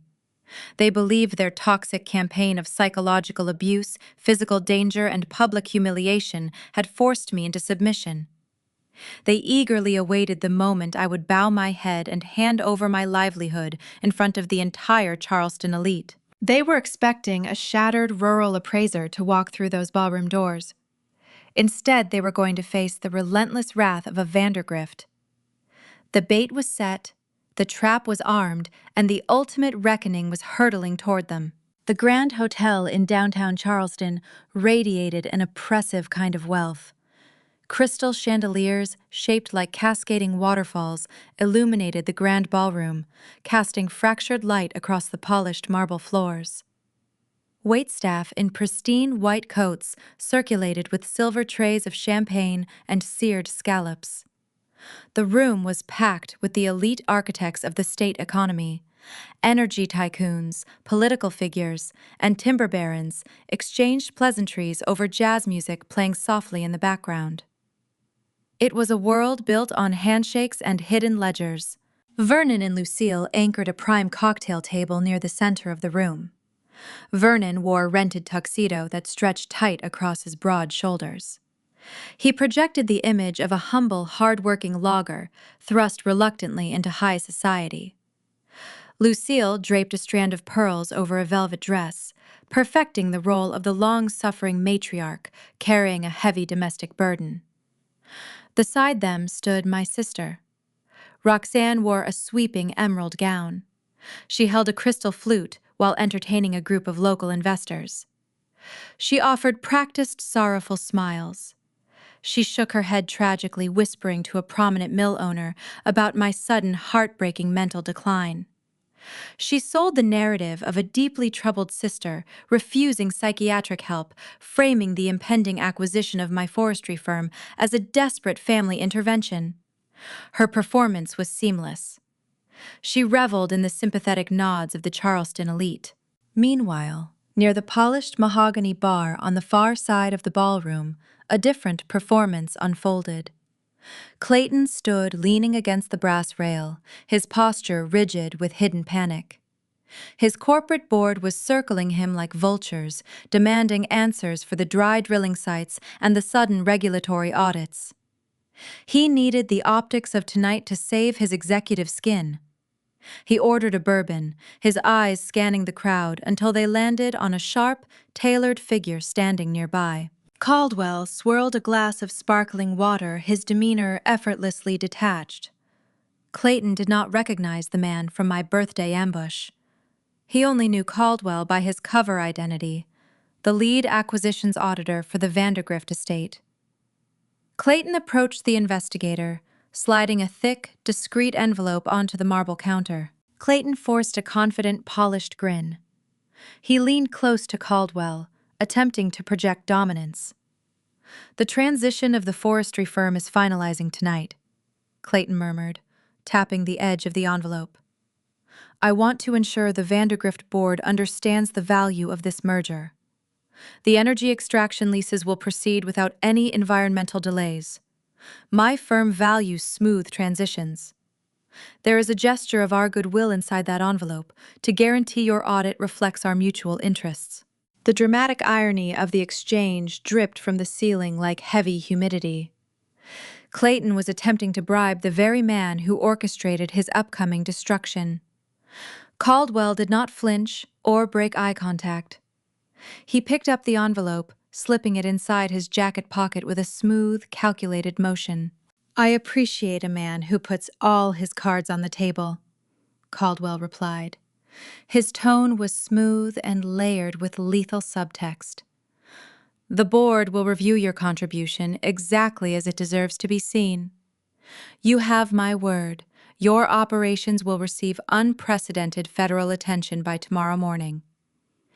Clayton smirked, oblivious to the trap closing around his ankles. He raised his bourbon glass in a mock salute and turned back toward the center of the room. The heavy brass handles of the main ballroom entrance turned. The towering oak doors swung open, cutting through the ambient chatter. The jazz quartet missed a beat. I stepped over the threshold, leaving the shadows of the Appalachian ridges behind forever. I did not wear mud-stained boots or a frayed canvas jacket. I wore the charcoal-tailored suit Caldwell provided. The sharp, structured lines of the blazer functioned as modern armor. My posture was rigid, predatory, and unyielding. The sheer contrast between the broken, subservient, rural appraiser they evicted into the freezing night and the formidable woman standing before them sent a shockwave across the room. Flanking me on either side were four men dressed in identical dark suits. They moved with silent, synchronized precision, radiating an unmistakable tactical authority. To the untrained eye, they appeared to be high-end private security. In reality, they were undercover federal agents, waiting for my signal to execute a stack of felony warrants. A tense hush rippled outward from the doorway. Conversations died in the throats of the attendees. Venture capitalists and timber barons parted like the Red Sea, creating a wide, clear path for my descent into the ballroom. Roxanne noticed the sudden shift in the crowd. She turned her head, her practiced, sorrowful smile freezing into a brittle mask of confusion. The crystal flute in her hand trembled, spilling a few drops of expensive champagne onto her emerald gown. She expected a terrified, defeated woman to slink through the service elevator. She did not expect a conqueror. Vernon spotted me next. His jaw tightened, the veins in his thick neck pulsing against the collar of his tuxedo. He stepped away from his cocktail table, moving to intercept my path. He wanted to neutralize the threat before I could speak to the crowd. He marched forward, clutching the thick leather portfolio containing the binding settlement agreement. I met him in the center of the ballroom floor, stopping beneath a towering cascade of illuminated crystal. The federal agents fanned out slightly, creating a secure perimeter that prevented anyone else from interfering. Vernon tried to utilize his imposing physical size to cast a shadow over me. It was the same intimidation tactic he used for 30 years to force my obedience. He slammed the leather portfolio onto the nearest cocktail table, knocking a tray of roasted duck aside. He unclipped a silver pen and shoved it toward my chest. "You are causing a scene," Vernon hissed. His voice was a low, threatening growl meant only for my ears. "Sign the surrender documents right now. Give Clayton the software and the timber leases. Take your legal release and walk out those doors before I have security drag you to a psychiatric ward." Lucille and Roxanne hurried over to stand behind him. Clayton followed his arrogant smirk, returning now that he believed the final hurdle was cleared. "Sign it," Roxanne demanded, her voice tight with suppressed panic. "Stop embarrassing yourself. We are giving you a very generous way out." I looked at the silver pen resting on the leather portfolio. I did not reach for it. I did not flinch at Vernon's towering posture. I raised my chin, meeting his hollow eyes with a cold, piercing clarity. The power dynamic in the room inverted in a fraction of a second. "I am not signing anything I stated." My voice echoed clearly in the sudden quiet of the immediate circle. Vernon leaned closer, his face turning a dark, mottled red. "You will sign it, or you will rot in a jail cell fighting that $500,000 lawsuit for the rest of your miserable life." I stepped forward, closing the remaining distance until I was mere inches from the man who stole me from a hospital crib. I leaned in, bringing my lips close to his ear, ensuring the subsequent words were delivered with surgical precision. "I audited the lawsuit, Vernon," I whispered. I kept my tone perfectly level. "I pulled the discovery files. I know about the Cayman Island shell companies. I know about the Vandergrift Trust Fund." Vernon stiffened, his breath catching in his throat. The intimidation melted from his posture, replaced by a sudden, creeping terror. "But that is not the most interesting thing I found," I continued, letting the words slide like ice water down his spine. "I found the final transfer mandate for the $1 billion payout scheduled for Friday morning. The document bore your signature. But we both know you shattered your right hand 5 years ago. You cannot write in cursive." I pulled back slightly, shifting my gaze from Vernon to Roxanne. My sister realized a devastating truth was being exchanged, but she could not hear the words. Her emerald gown seemed to swallow her shrinking frame. "Your favorite daughter forged your name," I whispered directly to Vernon. watching the blood drain rapidly from his weathered face. She bypassed your shell companies. She opened an independent offshore account in Cyprus.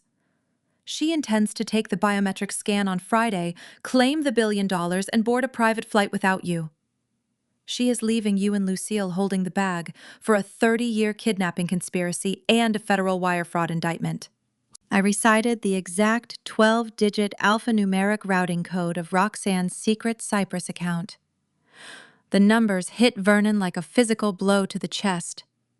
The color vanished from his cheeks, leaving his skin an ashen, sickly gray. His eyes darted wildly toward Roxanne. He saw the genuine, raw panic seizing her features. The illusion of their unified family syndicate shattered into 1,000 jagged pieces. The trap was officially sprung, and the ground beneath their feet was about to open wide. Vernon stood frozen on the polished marble floor. The color drained from his face, leaving his weathered skin a pale, sickly gray. His chest stopped rising. He slowly turned his head toward his golden child. Roxanne tried to maintain her practiced sorrowful smile, but her lips trembled under his piercing scrutiny. She saw the heavy accusations settling in his hollow eyes. She knew her father had just learned about the secret Cyprus bank account. The silent, toxic pact they shared for 3 decades fractured right there in the center of the room. Lucille touched her husband on the arm, asking a hushed, confused question. Vernon ignored his wife. He dropped his heavy hand away from the leather portfolio containing the settlement papers. The greed that had fueled him since the birthday ambush vanished in an instant. It was replaced by the crushing realization that he was a disposable pawn in his own daughter's endgame. Clayton noticed none of this silent destruction unfolding a few yards away. His focus remained fixed entirely on the influential board members standing near the mahogany bar. He checked his expensive wristwatch, calculating the exact moment to deliver his corporate victory. He adjusted his silk tie and marched toward the elevated stage at the front of the room. The transition needed to happen right now. He needed the optics of a seamless acquisition to pacify his mutinous investors and secure his executive title. The regional director climbed the short carpeted steps. He tapped the microphone. A low thud echoed through the sophisticated sound system, drawing the attention of the surrounding crowd. The jazz quartet lowered their instruments. The elite power brokers of Charleston turned their gaze toward the podium. Drinks paused halfway to their mouths. Clayton projected the unearned confidence of a seasoned executive. He welcomed the attendees with a slick, rehearsed greeting. He spoke about regional growth synergy and the vital importance of environmental stewardship. The hypocrisy of his words tasted foul in the air, considering his firm was actively poisoning the local creeks and facing severe federal fines. He paused for dramatic effect, scanning the audience to ensure his primary investors were watching his performance. "Tonight marks a historic consolidation of resources," Clayton announced, his voice booming across the grand space. "We are officially absorbing the leading forestry consulting group in the state. This merger guarantees our extraction projects will proceed with unmatched ecological precision." He gestured toward the center of the room, expecting me to step forward and bow my head in defeat. He expected the rural timber appraiser to hand over her life work in exchange for a quiet, shameful exit. I did not look at him. I reached into the pocket of my tailored blazer. My fingers brushed against the smooth glass screen of my smartphone. I had spent the afternoon sitting in the underground operational room, utilizing my deep knowledge of digital architecture. I did not just prepare a visual presentation. I embedded a hostile override script directly into the audio-visual network of the Grand Hotel. The technological infrastructure of the building belonged entirely to me. I tapped the single execution command on the screen. The microphone on the stage emitted a sudden, piercing shriek of static feedback. Clayton flinched, ripping his hands away from the podium and covering his ears. The high-pitched frequencies sliced through the elegant atmosphere, causing venture capitalists and timber barons to wince in pain. A fraction of a second later, the the grand chandeliers hanging from the vaulted ceiling flickered. The soft ambient lighting died. Every single digital projector and high-definition monitor lining the walls of the venue went pitch black. The ballroom plunged into a profound, suffocating darkness. The sudden sensory deprivation triggered a wave of genuine panic among the attendees. Crystal champagne flutes clinked nervously against silver serving trays. The rustle of expensive silk and the shifting of leather shoes filled the void. Hushed, confused murmurs rippled outward from the center of the room. The elite architects of the state economy were not accustomed to losing control of their environment. I moved through the darkness with calm, predatory certainty. The federal agents flanking my position adjusted their stances, maintaining an impenetrable perimeter around me.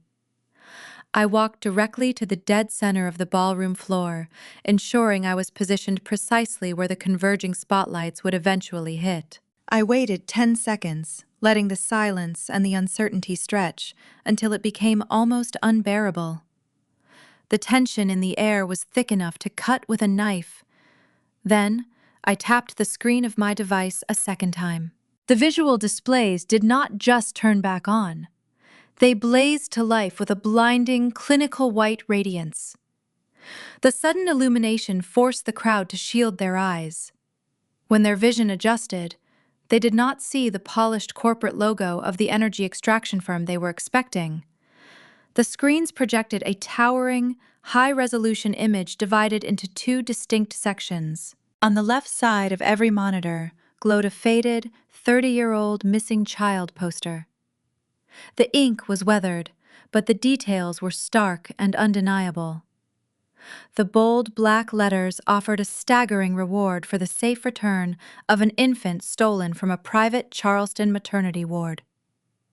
The poster bore the crest of the Vandergrift estate, a symbol recognized and revered by every single person in that room. The text described a baby girl with highly specific rare genetic markers. On the right side of the monitors, standing in sharp contrast to the faded poster, was a crisp, modern genetic laboratory report. The document bore the official seals of the foremost DNA sequencing facility in the country. The results were highlighted in vivid red ink, confirming a flawless biological match between the lost Vandergrift lineage and the woman standing in the center of the room. A collective, breathless gasp echoed off the high ceilings. The sound was not polite surprise. It was the visceral shock of a room full of powerful people simultaneously confronting a living ghost. The Vandergrift name was not just another corporate entity in West Virginia. It was the foundational bedrock of the regional economy. Their land holdings predated the coal booms and the modern energy rushes. To steal from that specific bloodline was considered an act of supreme arrogance.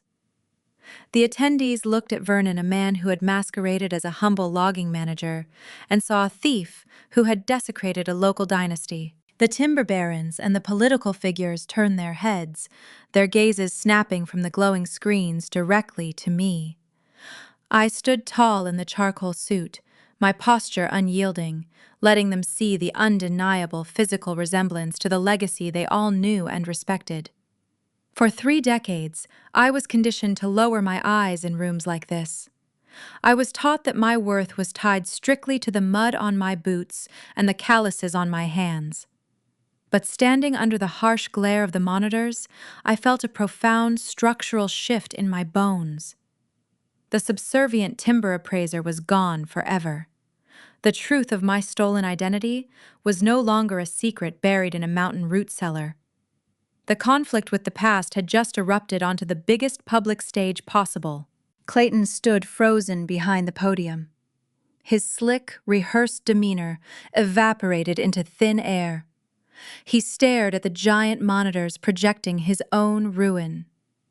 He slapped the microphone, desperate to regain control of the narrative, but the device was dead. Security, Clayton shouted, his voice cracking with raw desperation. His unamplified words barely reached the front row of the audience. "Turn those screens off, right now! Get security in here immediately!" He waved his arms frantically at the soundboard technicians stationed near the rear exit. The technicians tapped their keyboards in a panicked sweat, but they were permanently locked out. The audio-visual system refused to obey their commands. The digital environment was under my exclusive jurisdiction. Clayton looked toward his board of directors, hoping for an intervention. He found the lead investor from Chicago standing near the bar. The stern, silver-haired executive did not offer any assistance. He took a slow step backward, physically distancing himself from the disgraced regional director. The rest of the corporate board followed suit, treating Clayton like a highly contagious disease. They had seen the decrypted ledgers earlier in the day. Now they were witnessing the public unmasking of a federal kidnapping conspiracy. Roxanne clutched the fabric of her emerald gown, her eyes wide with terror. She realized the trap had snapped shut, locking them all inside. The fabricated story of a troubled sister suffering a mental breakdown disintegrated under the weight of the hard, irrefutable data shining from the walls. She looked at the exit, measuring the distance, but the undercover agents shifted their weight, blocking the pathways. Her secret Cyprus account was useless. Vernon remained rooted to his spot. His broad shoulders slumped in total defeat. He knew the offshore accounts were exposed. He knew the fraudulent DNA test from the birthday ambush was rendered useless. The billion-dollar trust payout scheduled for Friday morning was a mirage, slipping through his fingers into the harsh reality of a criminal indictment. I lowered my smartphone and looked up at the elevated stage. Clayton was gripping the edges of the wooden podium, his knuckles white, his chest heaving with panicked breaths. The silence in the room returned, but this time it was not the quiet of confusion. It was the heavy, expectant stillness of a crowd waiting for the final execution stroke. The groundwork was laid. The true identities were revealed. The corporate shield was stripped away. Now, it was time to systematically dismantle their reputations and deliver the undeniable proof of their crimes to the elite witnesses gathered in the hall. I pulled a sleek wireless microphone from the inside pocket of my tailored blazer. I flicked the power switch with my thumb. The subtle green indicator light confirmed my direct connection to the master audio console of the Grand Hotel. I brought the device to my lips, letting the heavy, suffocating silence stretch for one final second. For 3 decades you were fed a very specific narrative, I began, my voice projecting evenly across the cavernous ballroom. It resonated with a cool, surgical authority echoing off the crystal chandeliers. You were told a story of a hard-working, humble logging family struggling against the economic hardships of the Appalachian ridges. You believed my former father was a blue-collar laborer. You believed his son-in-law was a self-made visionary driving regional energy independence. I tapped the screen of my smartphone, advancing the hostile presentation. The missing child poster and the genetic laboratory reports vanished from the towering displays. In their place, endless rows of pristine banking spreadsheets cascaded down the walls, illuminating the room with a stark, unforgiving glow. They are neither hard-working nor self-made, I stated, pacing slowly across the polished marble floor. They are a syndicate of thieves. The man who raised me, Vernon Buyer, claimed poverty to his neighbors while operating a highly sophisticated money laundering ring. I gestured toward the glowing figures surrounding the elite attendees. The venture capitalists and political power brokers leaned closer, their eyes tracing the undeniable digital paper trail. Look closely at the data on your left, I instructed. You will see direct wire transfers from anonymous offshore entities registered in the Cayman Islands. Watch where those funds flow.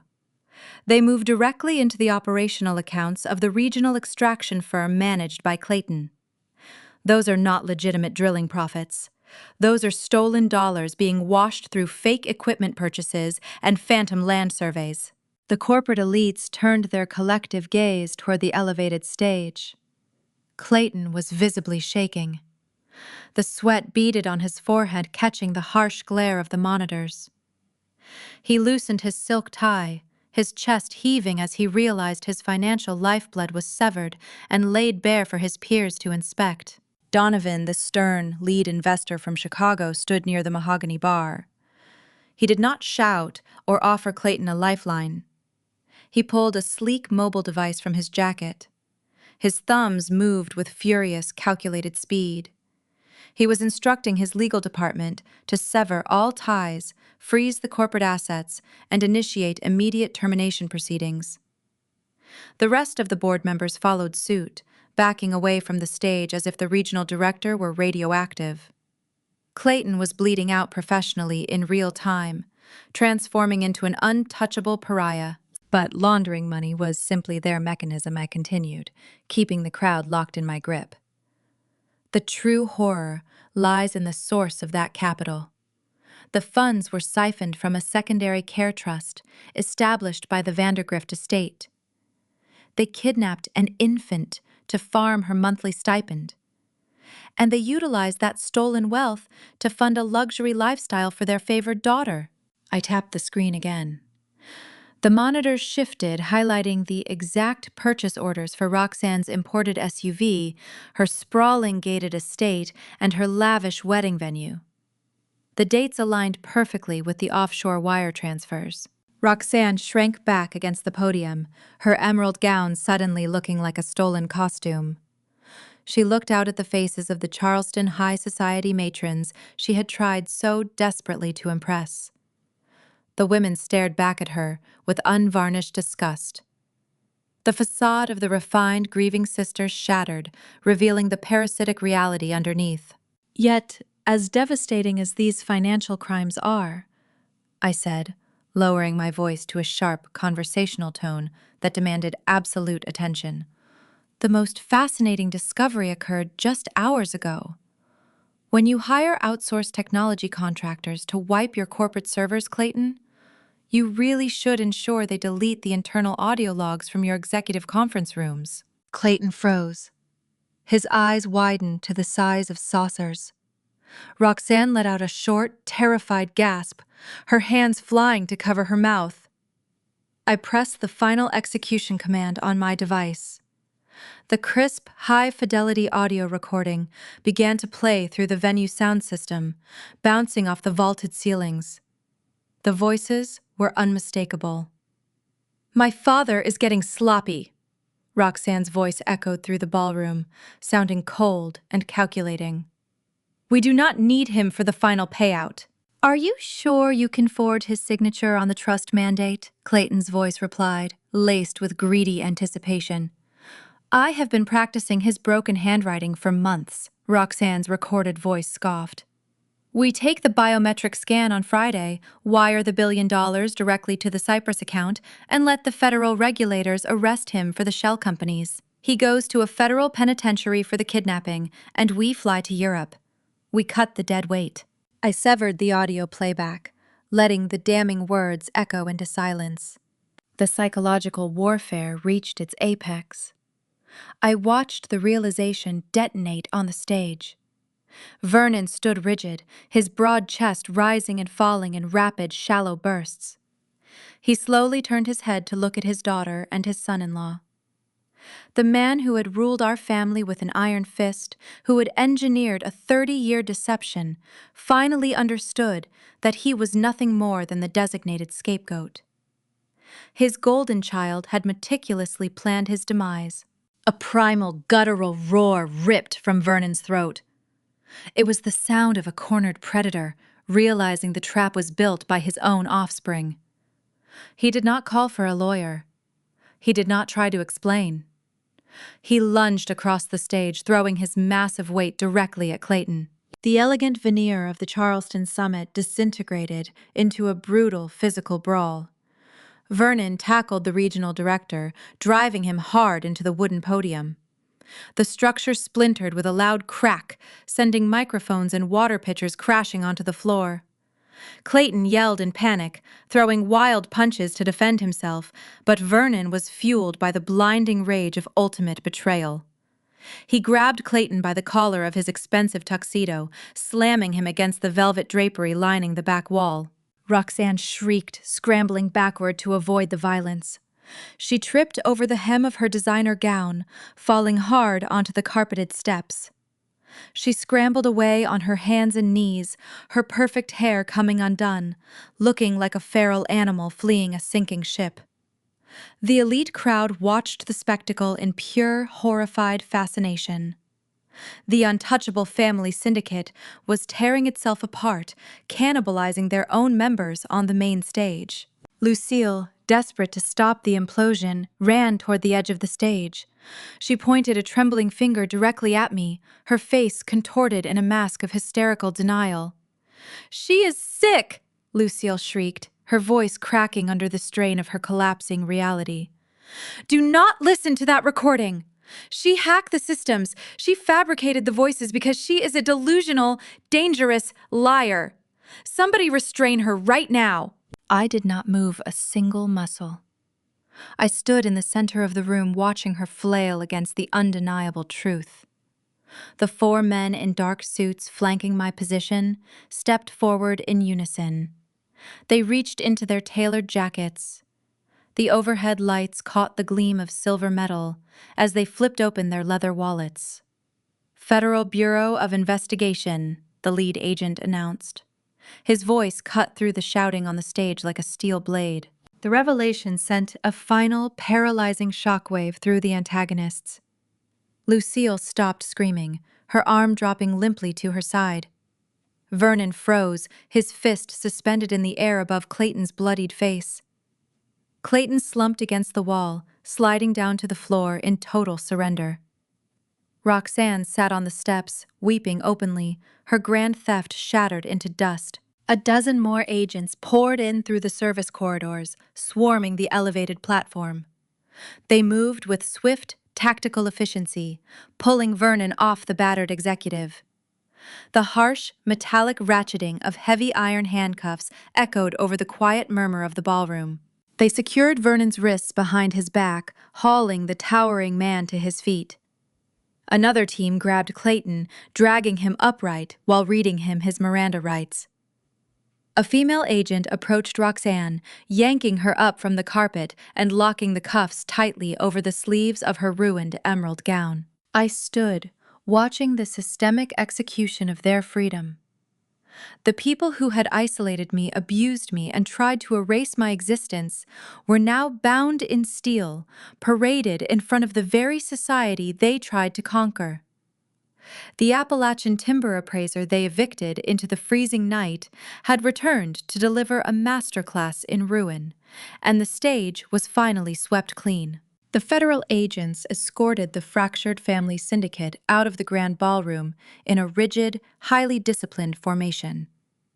The sound of shuffling feet and the harsh jingle of heavy iron chains replaced the soft jazz music that had previously filled the elegant space.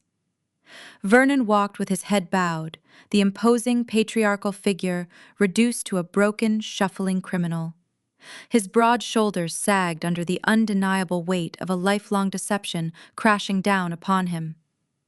Lucille wept openly, tears carving tracks through her carefully applied makeup. She mourned the sudden evaporation of her unearned status rather than the daughter she had stolen.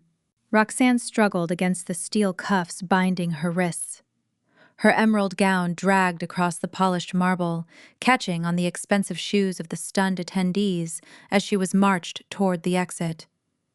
She shot venomous, desperate glares at her husband, the fragile alliance between them shattered beyond repair. Clayton just stared at the floor, a hollow shell of an executive, realizing his own arrogance had cemented his destruction. As the heavy oak doors swung shut behind them, sealing their fate, the Charleston elite remained locked in a stunned silence. The venture capitalists and energy tycoons who had previously enabled Clayton began rapidly dispersing, desperate to distance their portfolios from the radioactive fallout of a federal kidnapping and wire fraud indictment. The opulent hotel, which was supposed to host my final submission, transformed into the graveyard of their deceit. The justice system, often slow and burdened by bureaucracy, moved with terrifying speed when fueled by unassailable digital ledgers and a highly publicized corporate implosion. Within 48 hours, a federal magistrate denied bail for all four conspirators. They were deemed severe flight risks due to the exposed offshore accounts in Cyprus and the Cayman Islands. Vernon, Lucille, Roxanne, and Clayton exchanged their tailored suits and designer dresses for standard-issue orange jumpsuits. They were locked in isolated holding cells, facing decades in a federal penitentiary without the remote possibility of parole. The financial reckoning was equally merciless. Authorities froze every single asset linked to the stolen Vandergrift Trust. Roxanne returned to her sprawling, gated estate, not as a wealthy socialite, but accompanied by armed marshals executing an emergency foreclosure order. The luxury imported SUV she loved to flaunt was towed away on a flatbed truck while her affluent neighbors watched from their manicured lawns. The bank seized the properties, liquidating the stolen wealth to prepare for institutional restitution. The golden child was left with nothing, her fabricated reality erased forever. Because Clayton funded his regional energy extraction firm directly through the money laundering syndicate orchestrated by Vernon, the corporate entity itself was classified as the fruit of a poisoned tree. My legal team filed a sweeping restitution claim. Rather than demanding a cash payout from a bankrupt shell company, I petitioned the court to award me total ownership of the physical assets and the land deeds. The federal judge reviewed the overwhelming evidence of environmental violations and approved the transfer without hesitation. I did not want to operate a business built on toxic drilling and ecological exploitation. I wanted to cleanse the land. 2 months after the ballroom confrontation, I stood on the cracked asphalt parking lot of Clayton's former corporate headquarters. The glass and steel building sat on a prime tract of acreage near the Southern Valley creeks his firm had intentionally polluted. I wore my heavy canvas jacket, a worn flannel shirt, and scuffed work boots, returning to my rugged Appalachian roots. I climbed into the cab of a heavy yellow bulldozer, the diesel engine rumbling to life beneath me. It felt incredibly satisfying to grip the hydraulic controls.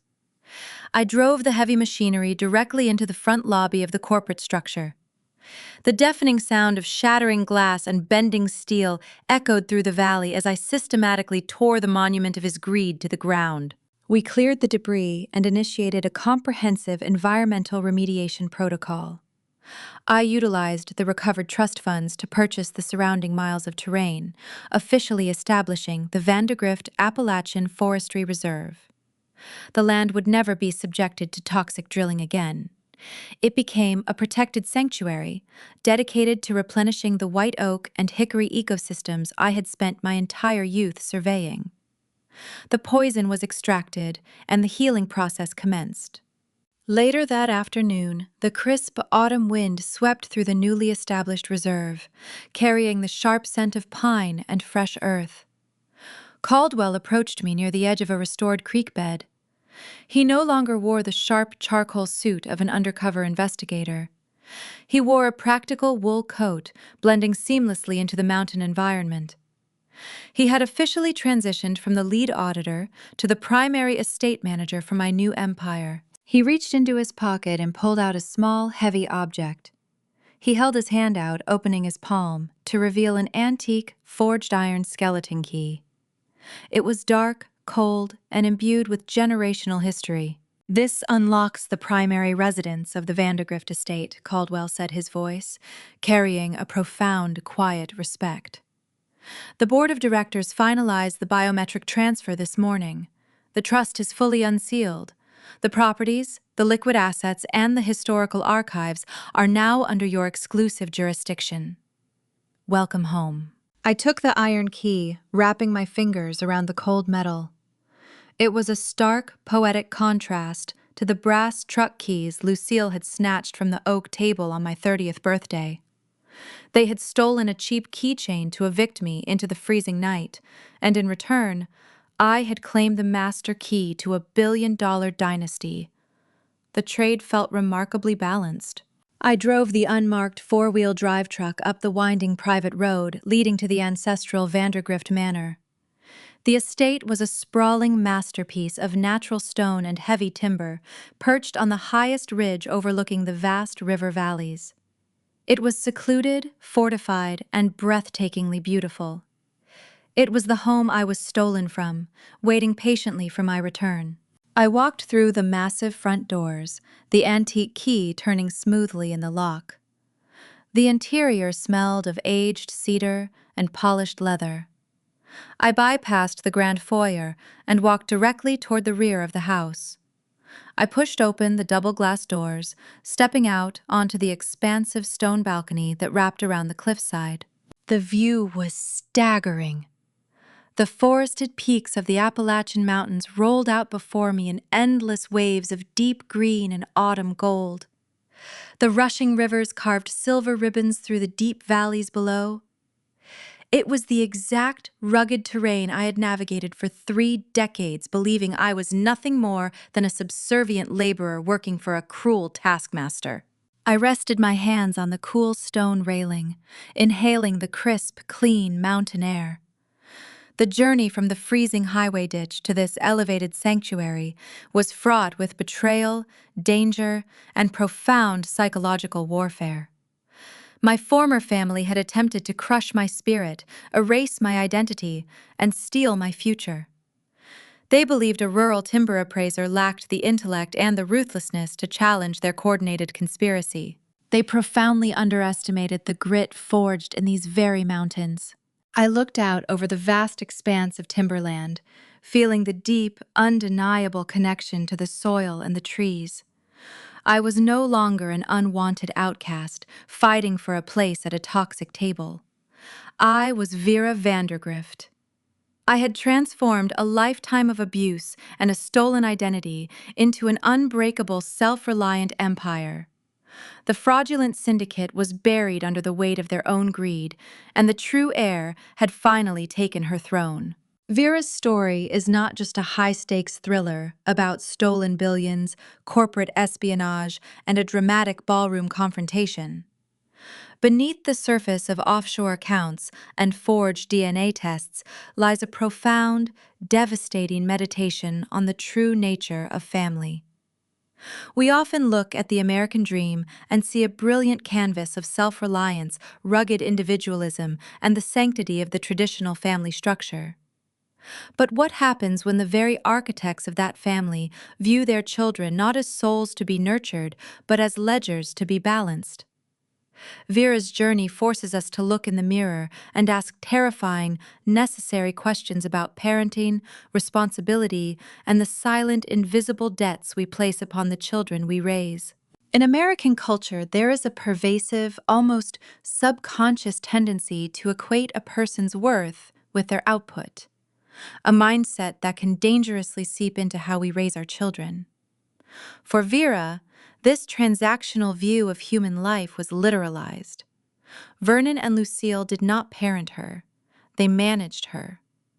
They billed her for the food she ate, the winter coat she wore, and the roof over her head, reducing the sacred, unconditional bond of parenthood to a cold, calculated invoice. True parenting within a healthy traditional structure is rooted in the exact opposite philosophy.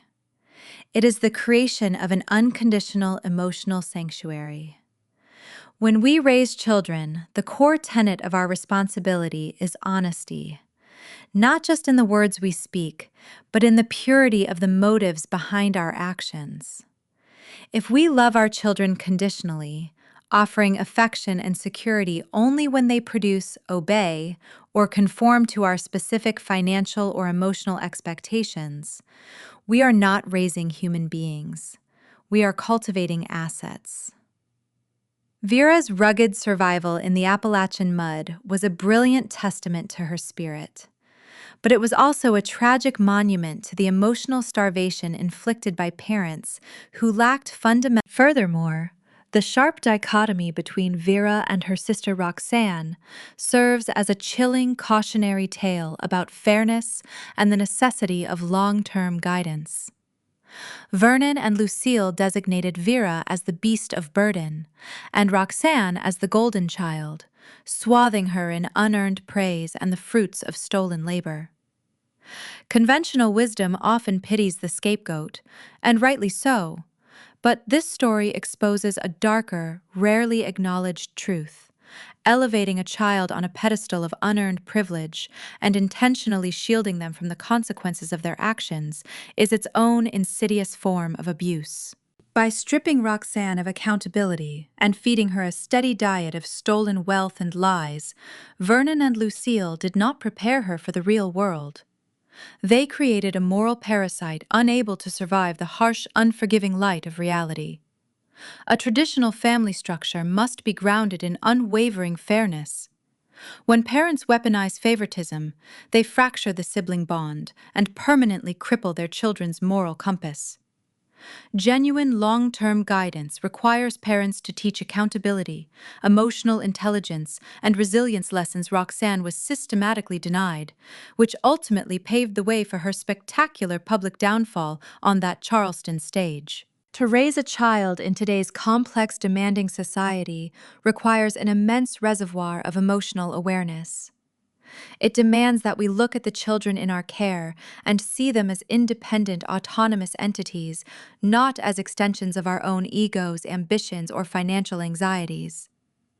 Vernon and Lucille's ultimate fatal failure was their unwavering belief in ownership. They believed that because they housed Vera, they owned her future, her labor, and her identity. But genuine family responsibility is not about ownership. It is about stewardship. We are meant to guide, to protect, to instill values of honesty and integrity, and to eventually release our children into the world as whole individuals. The Appalachian spirit of self-reliance that Vera so fiercely embodied is a beautiful, deeply American ideal. But it should be fostered through love, support, and encouragement, not forged in the cruel fires of abandonment and psychological manipulation. We must actively cultivate homes where emotional truth is the foundation, where children are allowed to discover their own identities without the lingering fear of a sudden, brutal eviction from our hearts. As we navigate the complex, often messy realities of our own family dynamics, it is crucial to remember that the stories we absorb shape the lives we lead and the boundaries we set. If Vera's journey of reclaiming her identity resonated with you, if you have ever had to critically examine the foundations of your own relationships and find the quiet courage to rebuild your life entirely on your own terms, I invite you to join our community. Please follow Amanda Told Stories for more narratives that challenge our perspectives, expose the hidden truths of human nature, and speak to the unyielding resilience of the human spirit. We are taught from a very young age that blood is thicker than water. Society demands that we owe an insurmountable lifelong debt of gratitude to the people who put food on our plates and provided a roof over our heads. We are conditioned to forgive the unforgivable in the name of familial piety and traditional loyalty. But Vera's triumphant scorched earth reclamation of her stolen life challenges this sacred societal norm. It asks us to confront a deeply uncomfortable reality. What if the house you grew up in was never a home, but simply a carefully constructed cage designed to harvest your potential? There is a profound, lingering ambiguity in the quiet moments that follow a massive storm. When Vera finally stood on the stone balcony of the Vandergrift estate looking out over the endless forested peaks of West Virginia, she was surrounded by immense reclaimed wealth. Yet she was also standing entirely alone with her truth. The family she knew was gone, replaced by a legacy she had to build from scratch. Perhaps some of you are standing on your own metaphorical balconies right now. Perhaps you are looking out over the wreckage of toxic relationships you were repeatedly told you had to save, wondering if the deep isolation you feel is a punishment for walking away, or the hard-won victory of finally breaking free. Here is a truth that goes against everything polite society and conventional familial duty demands. We believe you do not owe your abusers your future simply because they financed your past. Parenting is a sacred moral duty, not a financial contract with a return on investment. The ultimate act of family responsibility is sometimes realizing that the family you were raised in is the very structure you must dismantle in order to survive. True loyalty is not a blind indentured servitude to those who call themselves your parents. True loyalty is the fierce, uncompromising commitment to the integrity of your own soul.